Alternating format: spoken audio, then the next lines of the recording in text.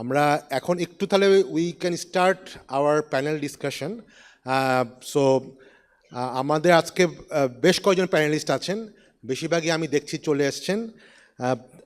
প্রথম আমি সবাইকে ডাকবো, জাস্ট তারপর একটু পরিচয় করা দিই অনেকের জন্য। আবুল কাশেম খান, কাশেম ভাই আমাদের সামনে আছেন, চেয়ারপারসন বিল্ড, উনি অনেকেই চিনেন ঢাকা চেম্বারের আগে he was the president of Dhaka chamber, এবং বিল যেটা মোস্ট প্রবলি ঢাকা চেম্বারই ইনিশিয়েট করেছে, তাই না? Much more regulatory reform and other investment type of things, climate reform, যেটা নিয়ে আসলে আমরা আজকে কথা বলছি। তো he is actually the chairperson of BUILD, so he can actually put some perspective on some of those regulatory issues. Dr. Mashrur Riaz আছেন, you all know him, he is the chairman and CEO of Policy Exchange. Riaz ভাই আমাদের এরপরও আরেকটা যেটা export diversification and export গ্রোথের, he is also the keynote speaker, he will also B here.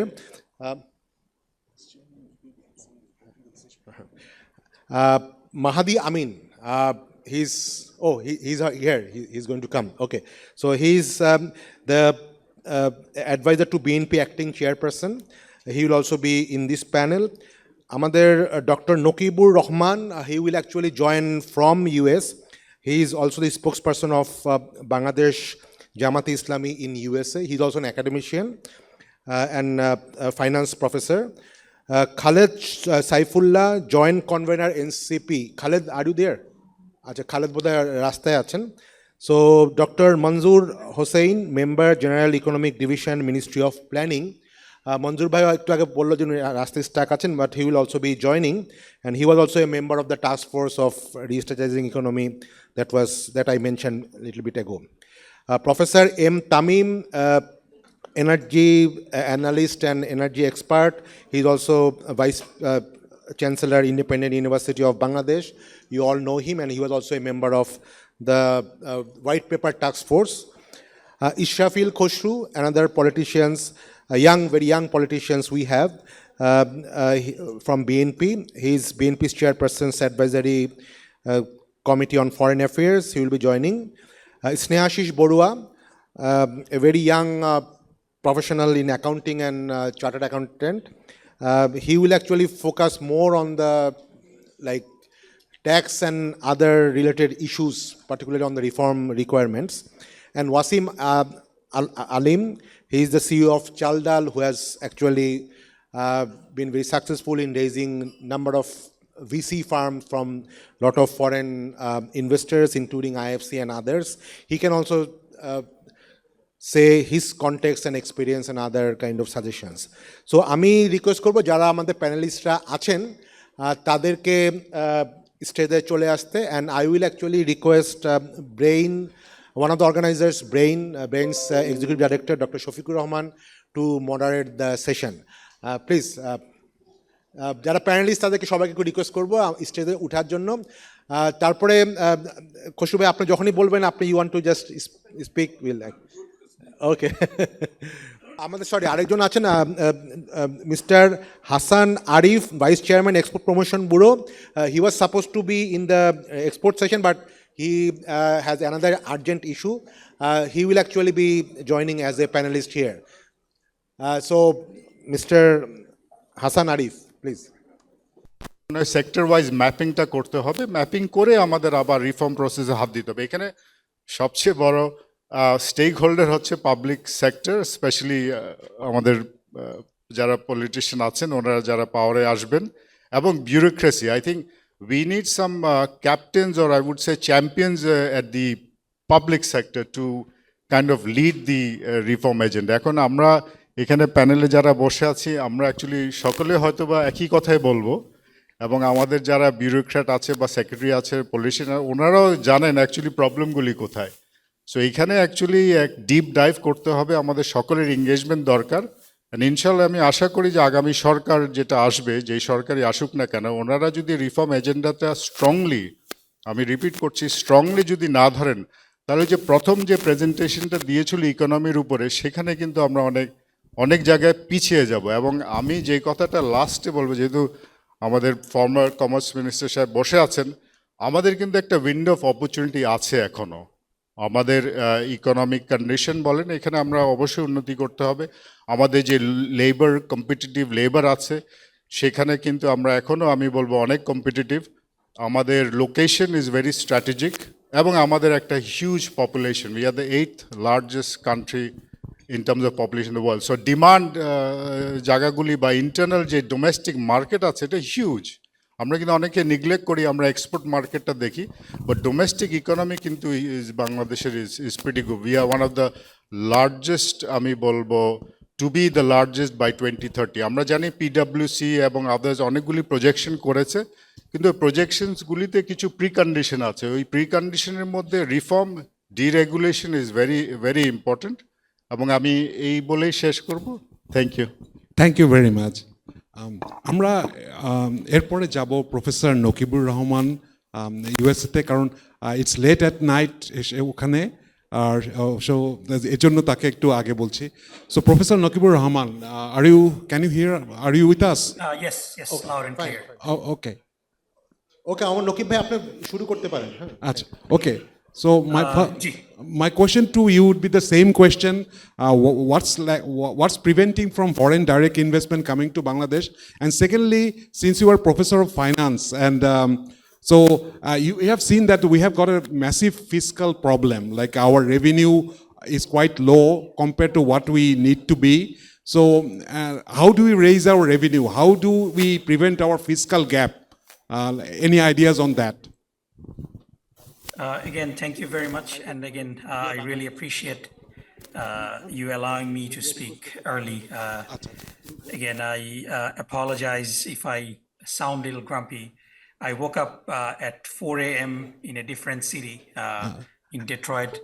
Now I'm in New York City, and it's Nokib bhai, 12:32 a.m. just take a little bit pause. The media requested that আমরা একটু যেন বাংলায় বলি, because মিডিয়াতে ইংলিশে হয়তো problem হচ্ছে, unfortunately for our foreign dignitaries. সুতরাং আমরা চেষ্টা করবো বাংলাতেই ম্যাক্সিমাম কন্ট্যাক্ট করার জন্য কমেন্টগুলো। Sorry for interrupting you. No problem. ইনশাল্লাহ আমি ইনশাল্লাহ বাংলা ইংলিশ মিলেই শেষ করব। বিসমিল্লাহির রহমানির রহিম। আমি অনেক ধন্যবাদ জানাচ্ছি আমাকে ইনভাইট করার জন্য। আমি যদি আমাকে একটু ঘুম ঘুম দেখা যায়, আমি একটু দুঃখ প্রকাশ করে নিচ্ছি, কারণ আমি সকালবেলা ভোর 4টার সময় ডেট্রয়েটে ঘুম থেকে উঠেছিলাম। এখন আমি নিউ ইয়র্ক সিটিতে, এখন আমার রাত 12:30টার মতো বাজে। তো আমি আপনাদের সামনে খুব সিম্পলি কয়েকটা কথা শেয়ার করব। আমি 2023 সালে একটা বই লিখেছিলাম, যে বইটার টাইটেল ছিল doing business in Bangladesh, challenges and opportunity. So I included Sri Lanka as well in the book. এবং সেই বইয়ে আমি 7টা পয়েন্ট আইডেন্টিফাই করেছিলাম যে বাংলাদেশে ইনভেস্টমেন্ট আসার জন্য অবস্টাকলগুলা কি কি। আমরা যদি প্রথম অবস্টাকলটা দেখি, সেটা হলো রেগুলেটরি অ্যান্ড লিগ্যাল ফ্রেমওয়ার্ক। আমাদের ইনভেস্টমেন্ট লগুলাকে একেবারে ঢেলে সাজাতে হবে। আমাদের এই রেগুলেটরি লগুলার স্কোপ, ডেফিনেশন, ফরেন প্রাইভেট ইনভেস্টমেন্টের ডেফিনেশন, এটা আইটি সেক্টরকে খুব পরিষ্কারভাবে ডিফাইন করেনি, এবং এটার ইন্টারপ্রিটেশনগুলা একেবারেই আউটডেটেড। এগুলাকে রিভাইজ করাটা খুব জরুরি। অনেক ওভারল্যাপিং প্রসিজিওর রয়েছে, যেটা ব্যুরোক্রেটিক রোড ব্লক ক্রিয়েট করে, এবং যেটার কারণে দুর্নীতিটাকে বেসিক্যালি এনকারেজ করা হয়। এরপরে সেকেন্ড অসুবিধাটা হলো যে ইনফ্রাস্ট্রাকচার এবং লজিস্টিক্যাল কনস্ট্রেইন্ট।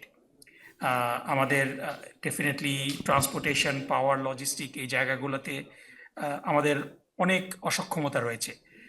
3 নম্বর অসুবিধা হলো যে পলিসি অ্যান্ড ইনস্টিটিউশনাল ইনকনসিস্টেন্সি। 4 নম্বর হলো ফাইন্যান্সিয়াল ব্যাংকিং সেক্টর ইস্যু এবং কস্ট অফ ক্যাপিটাল। আমি এই 4 নম্বর এবং আমি 5 নম্বরে যাচ্ছি, এই দুটা জায়গাতে আমি একটু সময় নেব। 5 নম্বর হলো গভর্নেন্স, করাপশন অ্যান্ড ট্রান্সপারেন্সি। 6 নম্বর হলো skill, labour and productivity constraint, এবং 7 নম্বর হলো taxation, incentive and investor climate. আমরা যদি বাংলাদেশে খুব সিম্পলিফাই করি যে ইনভেস্টমেন্ট কেন আসে না, এটার একটা বড় কারণ হলো যে আমাদের একুইটি রিস্ক প্রিমিয়ামটা খুব হাই। আমরা যদি অন্য এমার্জিং মার্কেট কিংবা ডেভেলপিং মার্কেট কম্পেয়ার করি, আমাদের কস্ট অফ একুইটিটা কিন্তু বেশ বেশি, অ্যাটলিস্ট 3 to 7%, 3.7 থেকে 4%-এর মতো, 4.5%-এর মতো আমাদের অ্যাভারেজ কস্ট অফ ইকুইটিটা বেশি। এবং এটার কারণ যদি আমরা অনুসন্ধান করার চেষ্টা করি, আমরা দেখব যে বাংলাদেশে ইকুইটি রিস্ক প্রিমিয়ামটাকে বেসিক্যালি কয়েকটা জায়গায় আমরা দেখি যে আমাদের এখানে যেই গভর্নমেন্ট বন্ড আছে সেখানকার ইন্টারেস্ট রেটটা খুব হাই। তারপরে আমরা বাংলাদেশে আরও একটা যেটা বিভিন্ন রিসার্চে MSCI ইন্ডেক্সে 20-year রিটার্ন যেটা ধরা হয়, আমরা যদি সেটা দেখি সেটা 6.4 থেকে 6.8%-এর মতো, কিন্তু বাংলাদেশে এটা অনেক বেশি। এবং তার সাথে আমরা যদি যোগ করি করাপশন, কিন্তু কস্ট অফ ক্যাপিটালটাকে আরও বাড়িয়ে দেয়। আমরা যদি এমার্জিং মার্কেটের কস্ট অফ ক্যাপিটাল এবং অ্যাভারেজ ইন্টারনাল রেট অফ রিটার্নটা কম্পেয়ার করি, গত 10 বছরের অ্যাভারেজ যদি আমরা নেই, এমার্জিং মার্কেটের কস্ট অফ ক্যাপিটালটা হলো অ্যাবাউট 6.7% এর মতো, বাংলাদেশের কস্ট অফ ক্যাপিটালটা হলো 8 থেকে 10%-এর মতো।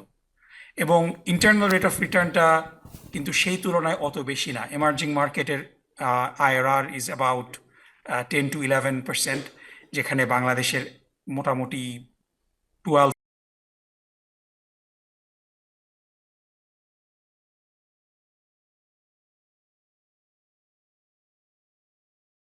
যদি আমরা আরেকটু ডিপ ডাইভ করি, আজকে আমি খুব বেশি সময় পাবো না, তাহলে পরে এটার কারণটা হলো খুব simply corruption, bureaucratic red tape.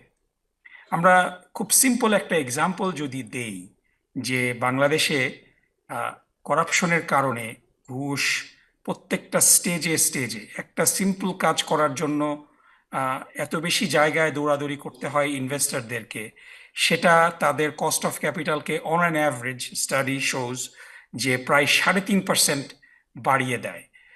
So আমরা যদি ইনভেস্টরদেরকে অ্যাট্রাক্ট করতে চাই বাংলাদেশে, we just have to simply eliminate or eliminate the possible na, we just simply need to reduce the level of corruption, and that will drive down the equity risk premium significantly, on an average 3.5%. So আমরা যেই জায়গায় বাংলাদেশের এখনকার equity risk premium আমরা বলছি emerging মার্কেটের সাথে compare করলে 8 থেকে 10%-এর মতো, যেখানে এমার্জিং মার্কেটের it's about 6 to 7%। Just imagine আমরা যদি 3.5% equity risk premium কমিয়ে ফেলতে পারি, it will be lower than any emerging market. সুতরাং আমাদের রিটার্নটাও কিন্তু সেই তুলনায় অনেক গুণ বেড়ে যাবে।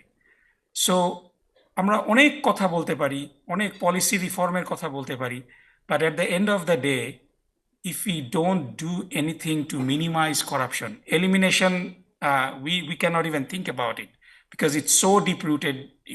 It would require probably massive surgery. Even that is not going to prevent or eliminate total corruption. But at least if we can minimize the level of corruption, that is going to significantly drop our equity risk premium.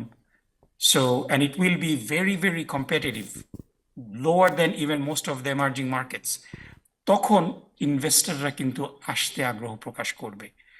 আমাদের America থেকে আমরা যদি remittance এবং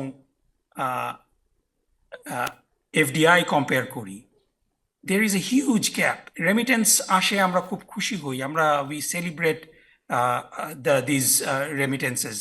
কিন্তু at the end of the day আমরা যদি দেখি যে রেমিটেন্সটা কিভাবে ইউটিলাইজড হয়, almost 80% to 85% of the remittance is consumed. It's spent on consumption. এর বাইরে যা কিছু হয় এটা দিয়ে মানুষ জায়গা জমি কেনে, বাড়ি কেনে, ফ্ল্যাট কেনে, that's it. But we could have, of course, there is value of consumption, but again, the fiscal gap and this saving যে ডেটাগুলা আমরা একটু আগে দেখলাম, these are multipliers in macroeconomy. If you don't save, if you don't convert these income into some investment, in future your economy doesn't multiply. So এই কারণে আমাদের এই রেমিটেন্সটাকে consume না করে ফেলে, এটা দিয়ে শুধু জমিকে না কিনে আমরা যদি এটাকে ফরেন ডাইরেক্ট ইনভেস্টমেন্টে রূপান্তর করতে চাই, we need to facilitate these remittance senders how they can convert their remittance into investment. আমরা investment opportunity তাদেরকে দিতে পারি. We can have really well managed bonds for expatriates. এই জায়গাগুলোতে কাজ করার মাধ্যমে আমরা কিন্তু অনেক বেশি ফরেন ডাইরেক্ট ইনভেস্টমেন্ট অ্যাট্রাক্ট করতে পারি শুধুমাত্র আমাদের নিজস্ব ক্যাপাসিটিতেই। আমাদের এক্সপ্যাট্রিয়েটরাই রেমিটেন্সটাকে they can convert into foreign direct investment. At the end of the day we as a community, as a business community, আমাদের সবাইকে একটা জায়গায় এসে দাঁড়াতে হবে যে আমরা কি পুরনো দিনের দুর্নীতিটাকে প্রশ্রয় দেব, নাকি আমরা যে নতুন বাংলাদেশটা পেয়েছি সেই বাংলাদেশটাকে আমরা একেবারে দুর্নীতিকে গুড বাই বলে let's restart, reboot hour economy. And believe me, আমরা যদি এটা করতে পারি আমাদের ইকুইটি রিস্ক প্রিমিয়াম অনেক কমে যাবে, আমাদের internal rate of return Nakib অনেক ভাই, বেড়ে যাবে এবং সমস্ত investors would line up to invest here. Thank you very much. ধন্যবাদ নকিব ভাই। আমরা একটু এটা মিক্স আপ করার চেষ্টা করব যে এখানে পলিটিশিয়ানরা আছে, বিজনেস আছে এবং ব্যুরোক্র্যাটসরা সবাই আছে। তো এই একই প্রশ্নে নকিব ভাই লাস্টে যেটা বললেন যে ফরেন ইনভেস্টমেন্টকে, রেমিটেন্সকে ফরেন ইনভেস্টমেন্টে কনভার্ট করা বা বন্ডে কনভার্ট করা, ভেরি ইন্টারেস্টিং আইডিয়া। তো এখানে আমাদের মধ্যে একজন আমরা সরকারি একজন প্রতিনিধির কাছে যাই, মিস্টার হাসান আরিফ। উনি এক্সপোর্ট প্রমোশন ব্যুরোর ভাইস চেয়ারম্যান এবং এর আগে উনি ইপিজেডেরও অথরিটিতে দায়িত্বে ছিলেন এবং জাপানের সাথে বাংলাদেশে ইনভেস্টমেন্ট নিয়ে অনেক দিন ধরে কাজ করছেন। এবং তার কাছে আমি এই একই প্রশ্ন, যেহেতু তার দীর্ঘ অভিজ্ঞতা আছে এ নিয়ে, যে বাংলাদেশে ফরেন ইনভেস্টমেন্টগুলো কেন আসছে না, এটা কিভাবে আমরা অ্যাট্রাক্ট করতে পারি, এটা সম্পর্কে উনি যদি কিছু বলতেন। Thank you. আসসালামু আলাইকুম। প্রথমে একটা ছোট্ট ডিসক্লেমার দিয়ে নিই।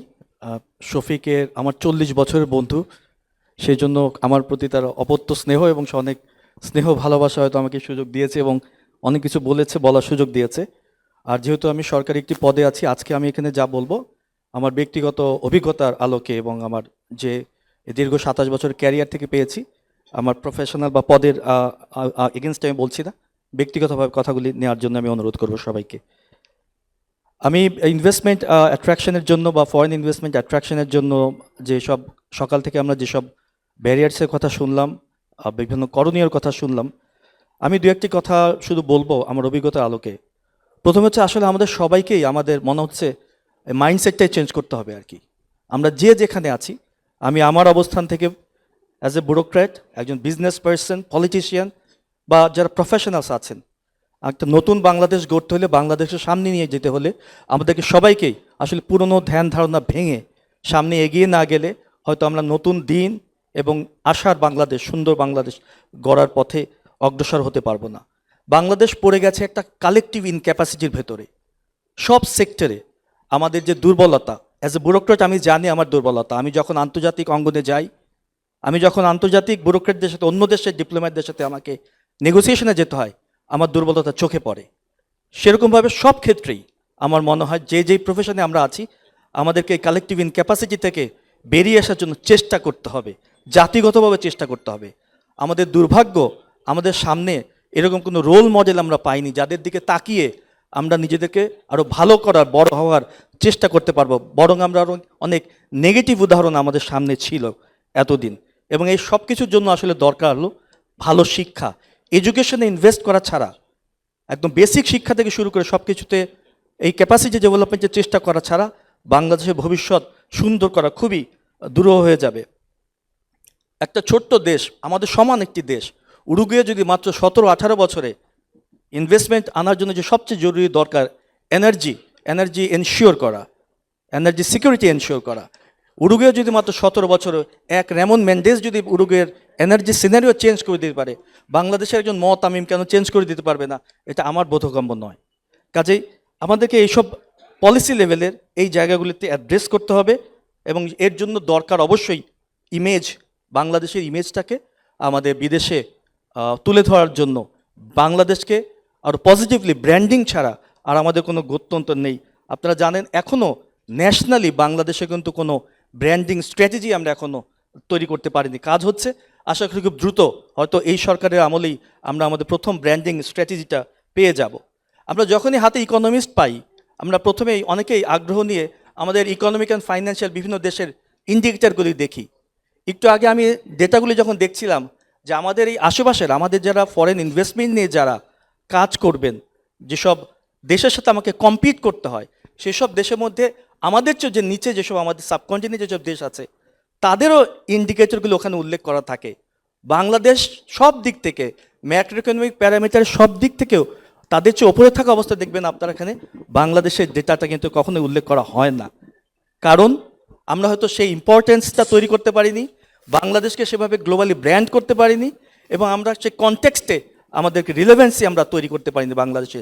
যেই জন্যই আমাদের বিনিয়োগ চলে যাচ্ছে আমাদের কম্পিটিটরদের কাছে, বাংলাদেশে আমরা বিনিয়োগ আনতে পারছি না। জাপানে যেরকম পাবলিক সেক্টর, প্রাইভেট সেক্টর এবং পলিটিশিয়ানদের মধ্যে যে ট্রায়াড, সেই ট্রায়াড যেমন দেশের উন্নয়নে কাজ করছে, বাংলাদেশের সময় এসেছে এই তিনটি গ্রুপকে একসাথে দেশের উন্নয়নে কাজ করার, একসাথে সহযোগিতা করার। গত বৃহস্পতিবারও চট্টগ্রাম চেম্বারে বসে ব্যবসায়ীদের সাথে আমার যখন মত বিনিময় করার সুযোগ হয়েছিল, তারা তাদের সমস্যার চাইতে সবচেয়ে বড় হয়ে উঠে আসলো। আমার কাছে দুঃখ লাগলো যে তারা তাদের কষ্টের কথাটা, তাদের সমস্যার কথাটাই তারা আমাদের কাছে বলতে পারে না। আমরা তাদের কথাটাই শুনতে চাই না। আমরা যারা পদে বসে আছি তারা আমাদের কাছে এসে তাদের অসুবিধার কথাই বলতে পারছেন না। এর চাইতে দুঃখজনক আর কি হতে পারে? যতদিন না আমরা পাবলিক সেক্টর, প্রাইভেট সেক্টর এবং পলিটিশিয়ানদের মধ্যে একটি কার্যকর হরাইজন্টাল কোলাবোরেশন না তৈরি করতে পারবো, বাংলাদেশের ইকোনমির রিস্ট্রাকচারিংয়ের ক্ষেত্রে এবং এফডিআই অ্যাট্রাকশনের ক্ষেত্রে খুব দূর হয়ে যাবে। ইকোনমিক জোনের কথা উল্লেখ করা হয়েছে এখানে। আমরা অনেক রেটরিক শুনেছি, কিন্তু আসলে কার্যকর কতটুকু করতে পেরেছি সেটাও দেখার বিষয় আছে। আমার গত শনিবার ঘুরে আসার সুযোগ হয়েছে কোরিয়ান ইপিজেডে। মাত্র 2,500 একর জায়গাতে 30,000-এর বেশি আমাদের বাংলাদেশি শ্রমিক কাজ করছেন, তাদের কর্মসংস্থান সৃষ্টি হয়েছে, সেখান থেকে সম্পূর্ণ পণ্য বিদেশে এক্সপোর্ট হচ্ছে। অথচ হাজার হাজার একর জমি নিয়ে আমরা এখনও মিরসরাইয়ে তেমন কোনো শিল্প গড়ে তুলতে পারিনি, কর্মসংস্থান সৃষ্টি করতে পারিনি। 1,000 কোটি টাকার বেশি বিনিয়োগ হয়েছে জামালপুর ইকোনমিক জোনে, এখনও একটি ইন্ডাস্ট্রি সেখানে আমরা এখনও প্রোডাকশন আনতে পারিনি।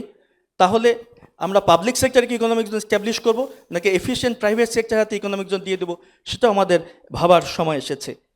এবং বিদেশ থেকে ইনভেস্টমেন্ট আনার জন্য এবং এক্সপোর্ট প্রমোশনের জন্য বাংলাদেশের মনে হয় সময় এসেছে এখন একটি সেপারেট এক্সপোর্ট প্রমোশন এবং ইনভেস্টমেন্ট প্রমোশন একটা এজেন্সি বিদেশের এম্বাসিতে আমাদের যে কমার্শিয়াল উইং বা ইকোনমিক উইংগুলি আছে, তাদেরকে এই এম্বাসির ভেতরে আটকে না রেখে, এম্বাসির ডিপ্লোম্যাটিক ব্যারাজালে আটকে না রেখে, জেট্রো, কোট্রা এদের মতো একটি সেপারেট এন্টিটিতে স্থাপন করার এখন মনে হয় সময় এসেছে।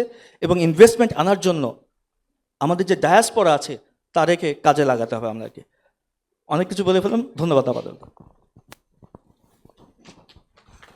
ধন্যবাদ মিস্টার আরিফ, খুব ভালো বলেছেন। হ্যাঁ, এটা একটা ক্রিটিক্যাল ব্যাপার, যে এটা ট্রায়াডের কথা, যে বিজনেস, পলিটিশিয়ান অ্যান্ড ব্যুরোক্রেসি, এটা তিনজনকে আমাদের অবশ্যই করতে হবে, একসাথে কাজ করতে হবে, এবং এটার মধ্যে কনফ্লিক্ট হলে তো আমরা চলছে, এটাই আমাদের অ্যাডভার্সারিয়াল রিলেশন। সুতরাং আমরা এবার একটু পলিটিশিয়ান কারো কাছে যাই, যে এই যে বাংলাদেশে সবসময় বলা হয় যে ব্যুরোক্রেসি একটা বড় ইম্পেডিমেন্ট, কিন্তু এখন পলিটিশিয়ানরা এই ব্যুরোক্রেসি ইম্পেডিমেন্টটাকে কিভাবে মোকাবেলা করবেন এ সম্পর্কে আগামীতে যারা সম্ভাব্য ক্ষমতায় যাবেন বা এতে আছেন, এখানে তাদের সাথে কিছু শুনতে চাই যে how do they plan to deal with it. আমি একটু করেছি, যেহেতু এটা অনেক বড় প্যানেল, এবং রাশেদ তিতুমির ভাই ইকোনমিস্ট, উনিও একটা প্রেজেন্টেশন করবেন এবং প্রধান অতিথিরও একটা বক্তব্য দেওয়ার সময় আসছে। সুতরাং একটু সংক্ষেপে সবাই যেন বলে, কারণ আমরা সবার কাছেই শুনতে চাই এবং সুযোগ পেলে আমরা একাধিকবার প্রশ্ন করতে চাই। Mister Mahadi Amin, adviser to the chairperson, আপনার কাছে প্রশ্ন রাখছি যে মানে আপনারা ব্যুরোক্রেসির সাথে কিভাবে অ্যাডভার্সারিয়াল সম্পর্ক বা তাদের ইম্পেডিমেন্টটাকে কেমন করে অতিক্রম করার প্ল্যান করছেন, বা তাদের সাথে কিভাবে সম্পর্ক স্থাপন করবেন যেন একসাথে কাজ করতে পারে পলিটিশিয়ান, ব্যুরোক্র্যাট অ্যান্ড বিজনেস? জি, ধন্যবাদ। আসসালামু আলাইকুম। দেখুন, বিএনপি তো সবসময় বলে আসছে এবং গত 16 বছরের যে ফ্যাসিবাদ বিরোধী আন্দোলন ছিল তার মূল উদ্দেশ্য ছিল কি, এমন একটা বাংলাদেশ গড়ে তোলা যেখানে মেধার মূল্যায়ন হবে, যেখানে বৈষম্য থাকবে না। সেই বৈষম্যহীন বাংলাদেশ তো শুধু প্রাইভেট সেক্টরে না, পাবলিক সেক্টরেও আমাদের রূপান্তর করতে হবে। সুতরাং আমরা যে ইকোসিস্টেমের কথা বলছি, আমাদের ব্যুরোক্রেসি, বিজনেস, পলিসি ফ্রেমওয়ার্কে যারা কাজ করছেন, ইন্ডাস্ট্রি একাডেমিক কোলাবোরেশনের প্রতিটা জায়গায় আমরা চাই দলীয়করণের ঊর্ধ্বে উঠে যারা দেশের জন্য, দেশের মানুষের জন্য যা কিছু ভালো সেখানে আমরা সহযোগিতা করতে চাই। বিএনপির পূর্ববর্তী যে সরকারগুলো ছিলেন, এখানে আমাদের former minister, standing committee member Amir Khasru Mahmud sir রয়েছেন, প্রত্যেকটা ক্ষেত্রে কিন্তু বিএনপি চেষ্টা করেছে দলীয়করণের ঊর্ধ্বে উঠে দেশের জন্য, দেশের মানুষের জন্য কাজ করতে। কিছু সীমাবদ্ধতা ছিল, তবে গণ অভ্যুত্থান পরবর্তী বাংলাদেশে অবশ্যই বৈষম্য যেন না হয় এমন বাংলাদেশ প্রতিষ্ঠা করার জন্য, এমন ব্যুরোক্রেসি তৈরি করার জন্য, এমন পাবলিক সেক্টর রিফর্মের জন্য আমরা কাজ করে যাচ্ছি। আমি শুধু সেই প্রসঙ্গে এতটুকু বলবো, 2016 সালে যখন আমরা ভিশন 2030 প্রণয়ন করেছিলাম শেখ হাসিনা সেই ফ্যাসিবাদের সময়ে, এবং সেই রিফর্মের আমাদের প্রপোজাল যদি দেখি 2022 সালে 27 দফা এবং 2023 সালে 31 দফা, প্রত্যেকটা জায়গায় কিন্তু রাষ্ট্র কাঠামো মেরামতের সুস্পষ্ট রূপরেখা দেওয়া ছিল। এই রাষ্ট্র কাঠামো মেরামতের মূল উদ্দেশ্যই একটি জবাবদিহিমূলক স্বচ্ছ রাষ্ট্র ব্যবস্থা গড়ে তোলা, যেখানে স্টেটের প্রত্যেকটা অর্গানের ভিতর জুডিশিয়ারি, আমাদের এক্সিকিউটিভ, লেজিসলেচার, এক একটার সাথে একটা যে সম্পর্ক, সেখানে অ্যাকাউন্টেবিলিটি তৈরি হয়। এমন একটা ব্যবস্থা যেখানে যে কেউ চাইলে দলীয়করণ করতে পারে না। যার কারণেই কিন্তু আমরা আমাদের পাবলিক সার্ভিসকে, স্টেট অ্যাপারেটাসগুলোকে অ্যাকাউন্টেবল করবার জন্য বেশ কিছু রিফর্ম প্রপোজাল দিয়েছিলাম। কনস্টিটিউশনের ক্ষেত্রে যদি আমরা দেখি, পার্লামেন্টকে যদি যুগোপযোগী করার জন্য, আরও কার্যকর করার জন্য আর্টিকেল 70 থেকে শুরু করে প্রত্যেকটা ক্ষেত্রেই মূল উদ্দেশ্য এমন একটা রাষ্ট্র ব্যবস্থা গড়ে তোলা যেখানে আর স্বেচ্ছাচারিতা গড়ে না ওঠে। সুতরাং গণ অভ্যুত্থানের আকাঙ্ক্ষা, গত 16 বছরের ফ্যাসিবাদ বিরোধী যে অবস্থান, সেটা আকাঙ্ক্ষা ছিল সে বাংলাদেশ যেখানে রাজনীতিবিদ হোক, আমাদের যারা সরকারি কর্মজীবী রয়েছেন ওনারা হোক, এবং প্রাইভেট সেক্টর হোক, প্রতিটা ক্ষেত্রে আমরা দেশের স্বার্থ, দেশের সার্বভৌমত্বকে সবচেয়ে বেশি প্রাধান্য দিই। যার কারণে আমরা যে সবার আগে বাংলাদেশ স্লোগানটা বলছি, এটা তো সমাজের প্রতিটি স্তরে, রাষ্ট্রের প্রতিটি অঙ্গনে, সেই ক্ষেত্রে আমরা অবশ্যই মেধাভিত্তিক বাংলাদেশ গড়ে তুলতে চাই ইনশাল্লাহ। ধন্যবাদ। Thank you very much. খুব প্রফেশনালের মতো বললেন, সংক্ষেপে, short and sweet. Thank you very much. এবার আমরা একটু একজন একাডেমিকের কাছে যাই। প্রফেসর তামিম, উনি ভাইস চ্যান্সেলর ইন্ডিপেন্ডেন্ট ইউনিভার্সিটি এবং সেই সাথে একজন এনার্জি এক্সপার্টও। তো এমনি ইকোনমিতে একটা কথা আছে যে এনার্জি ডেন্সিটি, যে ইকোনমিতে যেখানে এনার্জি যত ভালোভাবে ইউজ না করতে পারলে সেটা মানে তত পিছিয়ে। এটা তো অবশ্যই দেখা যায় যে ওয়ার্ল্ডের জিডিপি বা গ্রোথের একটা বড় ইন্ডিকেটর দেখা যায় যে নাইট টাইম ইলুমিনেশন, কোন কান্ট্রি কত বেশি ইলেকট্রিসিটি ইউজ করছে। একসময় এটা ছিল ইস্পাত, কোন কান্ট্রিতে কত বেশি স্টিল ব্যবহার করে, এখন এটা ক্লিয়ারলি ইলেকট্রিসিটি। যে ইলেকট্রিসিটি মানে হলো একটা দেশের আসল প্রসপারিটি বা ডেভেলপমেন্টের পরিচয়। তো আমাদের এই ইনভেস্টমেন্ট এবং সব কিছুতে আমাদের যে এই এনার্জি ডেন্সিটি, এটা সম্পর্কে how to overcome that? Professor Tamim, আপনি যদি কিছু বলতেন। ধন্যবাদ। আমি প্রথমে আরিফের কথার একটা রেজোনেন্স করতে চাই। সেটা হলো যে আমাদের প্রতিটি ক্ষেত্রে ক্যাপাসিটি বাড়াতে হবে এবং শিক্ষার কোনো বিকল্প নেই। আমি এই কথার সাথে শতভাগ একমত, কারণ আমরা দেখতে পাচ্ছি প্রতিটা ক্ষেত্রে, প্রতিটা সেক্টরে বাংলাদেশের ক্যাপাসিটির ঘাটতি আছে। এটা বলে আমি বলছি যে বাংলাদেশের এই মুহূর্তে আমরা জানি একটা বড় ধরনের জ্বালানি সংকটের মধ্যে আমরা আছি।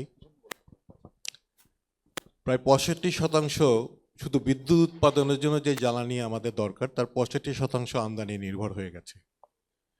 তো এখন বিনিয়োগের যে জায়গাগুলো আছে, যেটা প্রথম থেকে ঐতিহাসিকভাবে যদি আমরা দেখি, 1996 সালের যে জাতীয় জ্বালানি নীতি, যেটাই একমাত্র এখন পর্যন্ত বাংলাদেশের জাতীয় জ্বালানি নীতি, সেখানে একক জ্বালানির উপর নির্ভরশীলতার ব্যাপারে একটা সতর্কবার্তা দেওয়া ছিল। তো সেটা আমরা শুনিনি এবং আমরা সারাক্ষণই বিদ্যুৎ উৎপাদনের দিকে নজর দিয়েছি। যেখানে আমাদের সবচেয়ে বড় ইনভেস্টমেন্ট দরকার ছিল সেখানে সবচেয়ে মিনিমাম ইনভেস্টমেন্ট হয়েছে, সেটা হচ্ছে যে প্রাথমিক জ্বালানি সরবরাহ নিশ্চিত করা। তো যার ফলাফল আজকে আমরা সবাই ভোগ করছি। প্রাথমিক জ্বালানির দিকে যদি আমরা তাকাই বাংলাদেশে, তাহলে তিনটি জায়গা আছে।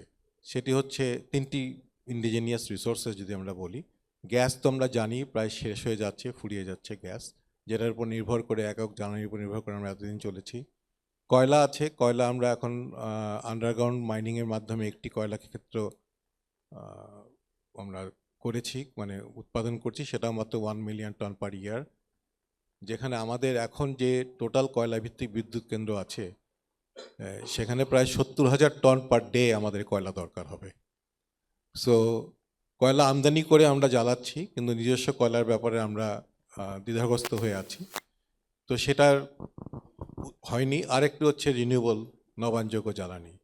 নবায়নযোগ্য জ্বালানি আমরা অনেক কথা শুনেছি, ইদানিং একটু জোরালোভাবে কথা শোনা যাচ্ছে এবং খুব চাপ সৃষ্টি হচ্ছে, কিন্তু তারপরেও আমরা অগ্রসর হতে পারিনি। সো এই তিনটি নিজস্ব জ্বালানি যে উৎস বাংলাদেশে আছে, নবায়নযোগ্য জ্বালানি মূলত সোলার এবং কয়লা এবং গ্যাস, এটার কোনোটাতেই বিনিয়োগ হয়নি। বড় ধরনের বিনিয়োগ গত কয়েক দশক ধরে কোনো বড় বিনিয়োগ হয়নি। বিনিয়োগ হয়েছে বিদ্যুৎ কেন্দ্র উৎপাদনে। গত 15 বছরে $30 বিলিয়ন খরচ হয়েছে বিদ্যুৎ কেন্দ্র স্থাপনে, কারণ সেখানে সবচেয়ে বেশি টাকা লুটপাটের সুযোগ ছিল এবং সেইটাই বড়ভাবে ব্যাপকভাবে বিস্তারিতভাবে হয়েছে আর কি। তো এই মুহূর্তে বর্তমানে যে জ্বালানি সংকট, তার কোনো দ্রুত সমাধান নেই। এর দ্রুত সমাধান আমদানি। কারণ নিজস্ব জ্বালানি উৎপাদন বৃদ্ধির কারণে, অর্থাৎ নবায়নযোগ্য জ্বালানির কথাও যদি আমরা বলি, সেগুলো সময় সাপেক্ষ এবং সেটা ধীর গতিতে হয়। নবায়নযোগ্য জ্বালানির অনেক সীমাবদ্ধতা আছে। আর গ্যাসের ক্ষেত্রে যে বিনিয়োগ দরকার, কয়লার ক্ষেত্রে যে বিনিয়োগ দরকার, সেই বিনিয়োগ এই মুহূর্তে আসছে না। নিজস্ব টাকা পয়সারও খুব একটা যে আছে আমাদের, সেটা আমরা বিনিয়োগ করতে পারছি না। পেট্রোবাংলা অনেকগুলো কূপ খননের কথা বলছে, কিন্তু তার যে গতি, সেই গতির চাইতে অনেক, তার গতির মাধ্যমে যে বিদ্যুৎ মানে গ্যাস উৎপাদন বৃদ্ধি করার কথা এবং নতুন গ্যাস অনুসন্ধানের জন্য যেই বিনিয়োগ দরকার, this is a risk investment. বাংলাদেশের পক্ষে আসলে এই রিস্ক ইনভেস্টমেন্টে যাওয়া খুবই ডিফিকাল্ট। এখানে এফডিআই ইজ এ মাস্ট। এখন অতীতের নানা রকম পলিসি, নানা রকম ডাইভার্সনের কারণে আমি মনে করি যে গ্যাস ক্ষেত্রে যে ইনভেস্টমেন্টের দরকার ছিল সেটা হয়নি। তো এখন এই মুহূর্তে আমাদের তিনটি পথ খোলা আছে। একটি হচ্ছে যে আমদানি করতে হবে এই মুহূর্তে ক্রাইসিস মোকাবেলা করার জন্য, আর এফিসিয়েন্সি এবং কনজারভেশন। আমাদের এফিসিয়েন্সি ইমপ্রুভ করতে হবে, সেখানে সুযোগ আছে, সেখানে বিনিয়োগেরও সুযোগ আছে। আর যে বিদ্যুৎ কেন্দ্রগুলো আছে সেগুলোর সদ্ব্যবহার করতে হবে। আমরা যদি দেখি বিদ্যুৎ কেন্দ্রগুলো যে ক্যাপাসিটি, প্ল্যান্ট ক্যাপাসিটি যে আমরা বলি, সেটা গড় প্ল্যান্ট ক্যাপাসিটি মাত্র 40%। সেটা মিনিমাম 60% উন্নীত করতে হবে, তাহলে হয় আমাদের বিদ্যুৎ উৎপাদন খরচ কমে আসবে এবং আমরা তাহলে আরও মোর এফিশিয়েন্ট ওয়েতে করতে পারবো। আর অ্যাপ্লায়েন্সেস এফিসিয়েন্সি, ইনভার্টারযুক্ত এসি ব্যবহার অনেক বেড়ে গেছে, সেখানে যদি ইনভার্টারযুক্ত এসি আমরা আনতে পারি, এই ধরনের পলিসিগত যে ধরনের ইন্টারভেনশন দরকার, সেগুলোর মাধ্যমে কিন্তু আমরা প্রচুর বিদ্যুৎ সাশ্রয় করতে পারি। তো এই মুহূর্তে ক্রাইসিসের মধ্যে আমাদেরকে কনজারভেশন, এফিসিয়েন্সি এবং আমদানি দিয়ে আমাদের মোকাবেলা করতে হবে এবং মধ্য পন্থায় যেই জায়গাগুলো আছে সেখানে বিনিয়োগের ব্যবস্থা করতে হবে। দীর্ঘমেয়াদে আমাদের অনেক ধরনের পরিকল্পনা, অফশোরে যে আমাদের আছে সেটার ব্যাপারে একটা প্রচেষ্টা হয়েছিল, সেটা খুব একটা কাজ করেনি। আর রিফর্ম এই সেক্টরে অনেক দরকার, বিশেষ করে বিদ্যুৎ খাতে। আমরা দেখেছি অতীতের যে একক ক্ষমতা, মন্ত্রী বা প্রধানমন্ত্রীর হাতে যে বিদ্যুতের ব্যাপারে সম্পূর্ণ বিদ্যুতের সেক্টরটা একক ক্ষমতার মানে কক্ষিগত করে রাখা হয়েছিল, সেটার কিন্তু কোনো পরিবর্তন এখন আমরা দেখতে পাচ্ছি না। সেই প্রসেসটা একই রকম আছে। এখনও বিদ্যুৎ বিভাগ, পিডিবি এবং বিদ্যুৎ বিভাগের মাধ্যমে মন্ত্রণালয় সম্পূর্ণ সব কিছু নিয়ন্ত্রণ করছে। কি পরিমাণ সামনের ডিমান্ড ফোরকাস্ট করতে হবে, কি পরিমাণ কি ধরনের জ্বালানি ব্যবহার করতে হবে, কোন ধরনের বিদ্যুৎ কেন্দ্র উৎপাদন করতে হবে, সেই সব কিছু এককভাবে পিডিবি বা মন্ত্রণালয়ের মাধ্যমে এটা নিয়ন্ত্রণ করা হচ্ছে। এটাকে ডিকাপল করতে হবে, এটাকে ক্ষমতার বিকেন্দ্রীকরণ করতে হবে। সেই ধরনের রিফর্ম যদি আমরা না করি তাহলে ভবিষ্যতে আমরা এই যে অতীতে আমরা যে দুর্নীতি দেখেছি সেই দুর্নীতি থেকে মুক্ত হতে পারবো না। ধন্যবাদ। থ্যাংক ইউ ভেরি মাচ, ধন্যবাদ। এবার আমরা প্যানেলিস্টদের কথা শুনছিলাম, এখন আমাদের আয়োজকদের পক্ষ থেকে আরেকটা কিনোট দেওয়ার পালা। প্রফেসর রাশেদ আল তিতুমির, উনি এখন নর্থ আমেরিকায় আছেন, সেখান থেকে একটা কিনোট স্পিচ দেবেন। তিতুমির ভাই, আর ইউ দেয়ার? জি জি, আচ্ছা, আমাকে কি শোনা যাচ্ছে? হ্যাঁ শোনা যাচ্ছে, দেখা যাচ্ছে না আপনাকে। দেখা যাচ্ছে না? দেখা যাচ্ছে? হ্যাঁ, আচ্ছা, হ্যাঁ তিতুমির ভাই, আপনার কিনোটটা দেবেন এখন। একটু 15 মিনিটস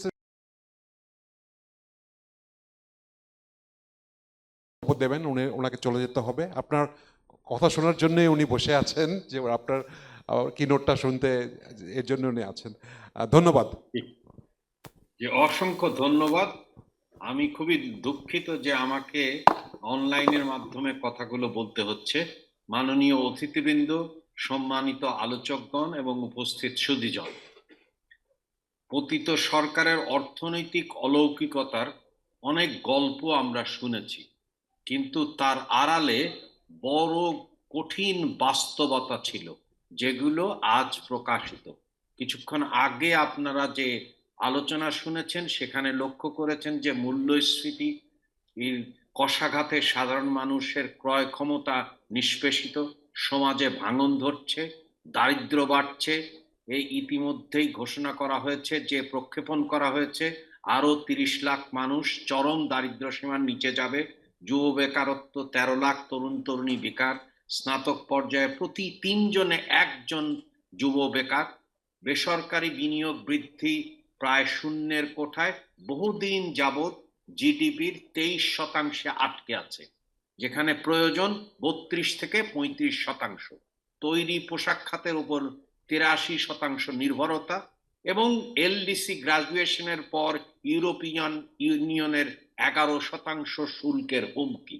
এরকম একটা বাস্তবতা নিয়ে আমরা আজ এক ধরনের ঐতিহাসিক সন্ধিক্ষণে দাঁড়িয়ে আছি। বাংলাদেশের সামনে দুটো ভবিষ্যৎ: হয় আমরা এই ক্রমাগত পতন মেনে নেব, নয়তো অভূতপূর্ব সমৃদ্ধির দিকে এগিয়ে যাব। আমাদের গৃহীত অর্থনৈতিক কৌশলই এই পথ পরিক্রমা নির্ধারণ করবে। তা যেটা আমি মনে করি, এখন একটা নতুন মডেল প্রয়োজন, এবং আমি 7টি স্তম্ভের একটি শিল্প রূপান্তর কাঠামো উপস্থাপন করব খুব দ্রুত।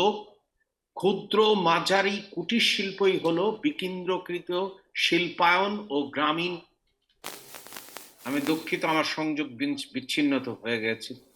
আমাকে কি শোনা যাচ্ছে এখন?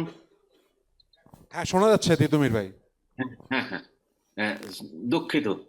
ক্ষুদ্র মাঝারি কুটির শিল্প আমাদের শিল্পায়ন এবং গ্রামীণ কর্মসংস্থানের সবচেয়ে কার্যকর পথ হতে পারে, বিশেষ করে নারী এবং যুবকদের জন্য সমতা ভিত্তিক প্রবৃদ্ধির মূল চালিকা শক্তি হতে পারে।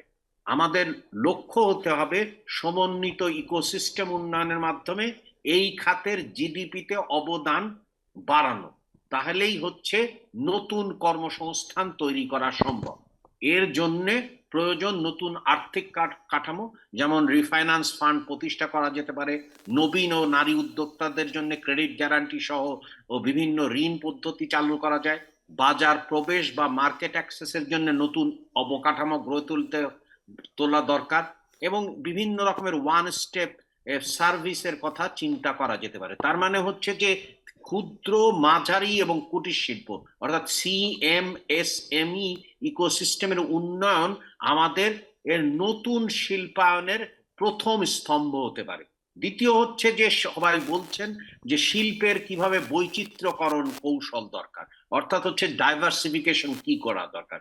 যে সেই ক্ষেত্রে উচ্চ প্রবৃদ্ধি এবং কর্মসংস্থান সমৃদ্ধ সম্ভাবনাময় খাত, এগুলো অগ্রাধিকার খাত চিহ্নিত করতে হবে, এবং ক্লাস্টার ভিত্তিক উন্নয়ন এবং নীতি সহায়তা প্রয়োজন। যেমন হচ্ছে উদাহরণ হিসাবে বলা যায় যে শিল্প সম্প্রসারণের ক্ষেত্রে ইলেকট্রনিক্স ম্যানুফ্যাকচারিং ক্লাস্টার গড়ে তোলা যেতে পারে, ফার্মাসিউটিক্যালের ক্ষেত্রে এপিআই উৎপাদন বৃদ্ধি বা টেকনিক্যাল টেক্সটাইল ম্যানুফ্যাকচারিং এর হাব প্রতিষ্ঠা করা যেতে পারে। তার মানে বৈচিত্র্যকরণ, ডাইভার্সিফিকেশন খুবই জরুরি। কিন্তু তার সাথে সাথে আর একটা বিষয় মনে রাখতে হবে যে এটা একটা গ্রিন ট্রানজিশন হইতে হবে, অর্থাৎ সবুজ রূপান্তরের অংশ হিসেবে নবায়নযোগ্য জ্বালানি এবং সার্কুলার অর্থনীতি বা বৃত্তাকার অর্থনীতির নীতিমালাও মনে রাখতে হবে। এবং এইখানে মনে রাখতে হবে যে জ্ঞান ভিত্তিক অর্থনৈতিক উন্নয়নে সফটওয়্যার ডেভেলপমেন্ট, অ্যানিমেশন, গেমিং এবং ডিজিটাল কন্টেন্ট ক্রিয়েশন যেসব খাতে বাংলাদেশের প্রতিযোগিতামূলক সুবিধা আছে সেগুলো চিহ্নিত করে সৃজনশীল খাতের অর্থাৎ ক্রিয়েটিভ ইন্ডাস্ট্রির জিডিপিও বাড়ানোর চেষ্টা করা যেতে পারে এবং এই জিডিপি 1.5% নিয়ে যাওয়া সম্ভব। তৃতীয় স্তম্ভ হিসাবে চিন্তা করা দরকার যে কিভাবে স্ট্র্যাটেজিক ইনভেস্টমেন্ট বাড়ানো যায়, অর্থাৎ কৌশলগত বিনিয়োগ সঞ্চালন কিভাবে করা যায়। কারণ আমরা লক্ষ্য করেছি যে গত কয়েক দশক ধরে বিনিয়োগ স্থবির রয়েছে। স্থবির বিনিয়োগের চাকা যদি না ঘোরে কোনো পরিবর্তন আসবে না। টেকসই উন্নয়নের জন্য অবকাঠামো এবং শিল্প প্রকল্পে অর্থায়নে দেশি বিদেশি বিনিয়োগ আকর্ষণ করা অপরিহার্য। এই জন্যে পুরো নীতি কাঠামোর অর্থাৎ প্রাতিষ্ঠানিক সংস্কারের বড় রকমের প্রয়োজন। দুই একটা উদাহরণ দেওয়া যেতে পারে, যেমন বিদেশি বিনিয়োগ সুরক্ষা আইন প্রণয়ন জরুরি, বাংলাদেশ বিনিয়োগ উন্নয়ন কর্তৃপক্ষ অর্থাৎ বিডাকে স্বায়ত্তশাসন জরুরি, বিনিয়োগ ট্রাইব্যুনাল গঠন দরকার, তেমনি সাথে সাথে দরকার কেন্দ্রীয় ব্যাংকের স্বাধীনতা নিশ্চিতকরণ। এবং আরো নতুন হিসাবে দরকার হচ্ছে যে ভেঞ্চার ক্যাপিটাল ফান্ড তৈরি করা এবং সেই ক্ষেত্রে কিভাবে সুযোগটা তৈরি করে দেওয়া যায় এবং কর্পোরেট বন্ড মার্কেট কিভাবে বিকশিত করা যায় এবং প্রাতিষ্ঠানিক বিনিয়োগকারীদের জন্য কর কাঠামো, কর প্রণোদনায় কিভাবে পরিবর্তন করা যায় এবং খাত ভিত্তিক প্রণোদনার আর দেওয়া দরকার। এবং সেই ক্ষেত্রে ইলেকট্রনিক্স মানে উদাহরণ হিসাবে ইলেকট্রনিক্স বা ফার্মাসিউটিক্যাল খাতের জন্য পারফরমেন্স বেসড প্রণোদনা বা ইনসেন্টিভ এবং বিশেষ অর্থনৈতিক অঞ্চল তৈরি করা যেতে পারে। তারপরে যেটা দরকার হচ্ছে যে ব্যক্তি খাতের বা বেসরকারি খাতের আধুনিকায়ন, প্রতিযোগিতামূলক ব্যবসায়িক পরিবেশ তৈরি করতে গুণগত বিনিয়োগ এবং উদ্ভাবনকে উৎসাহিত করা দরকার।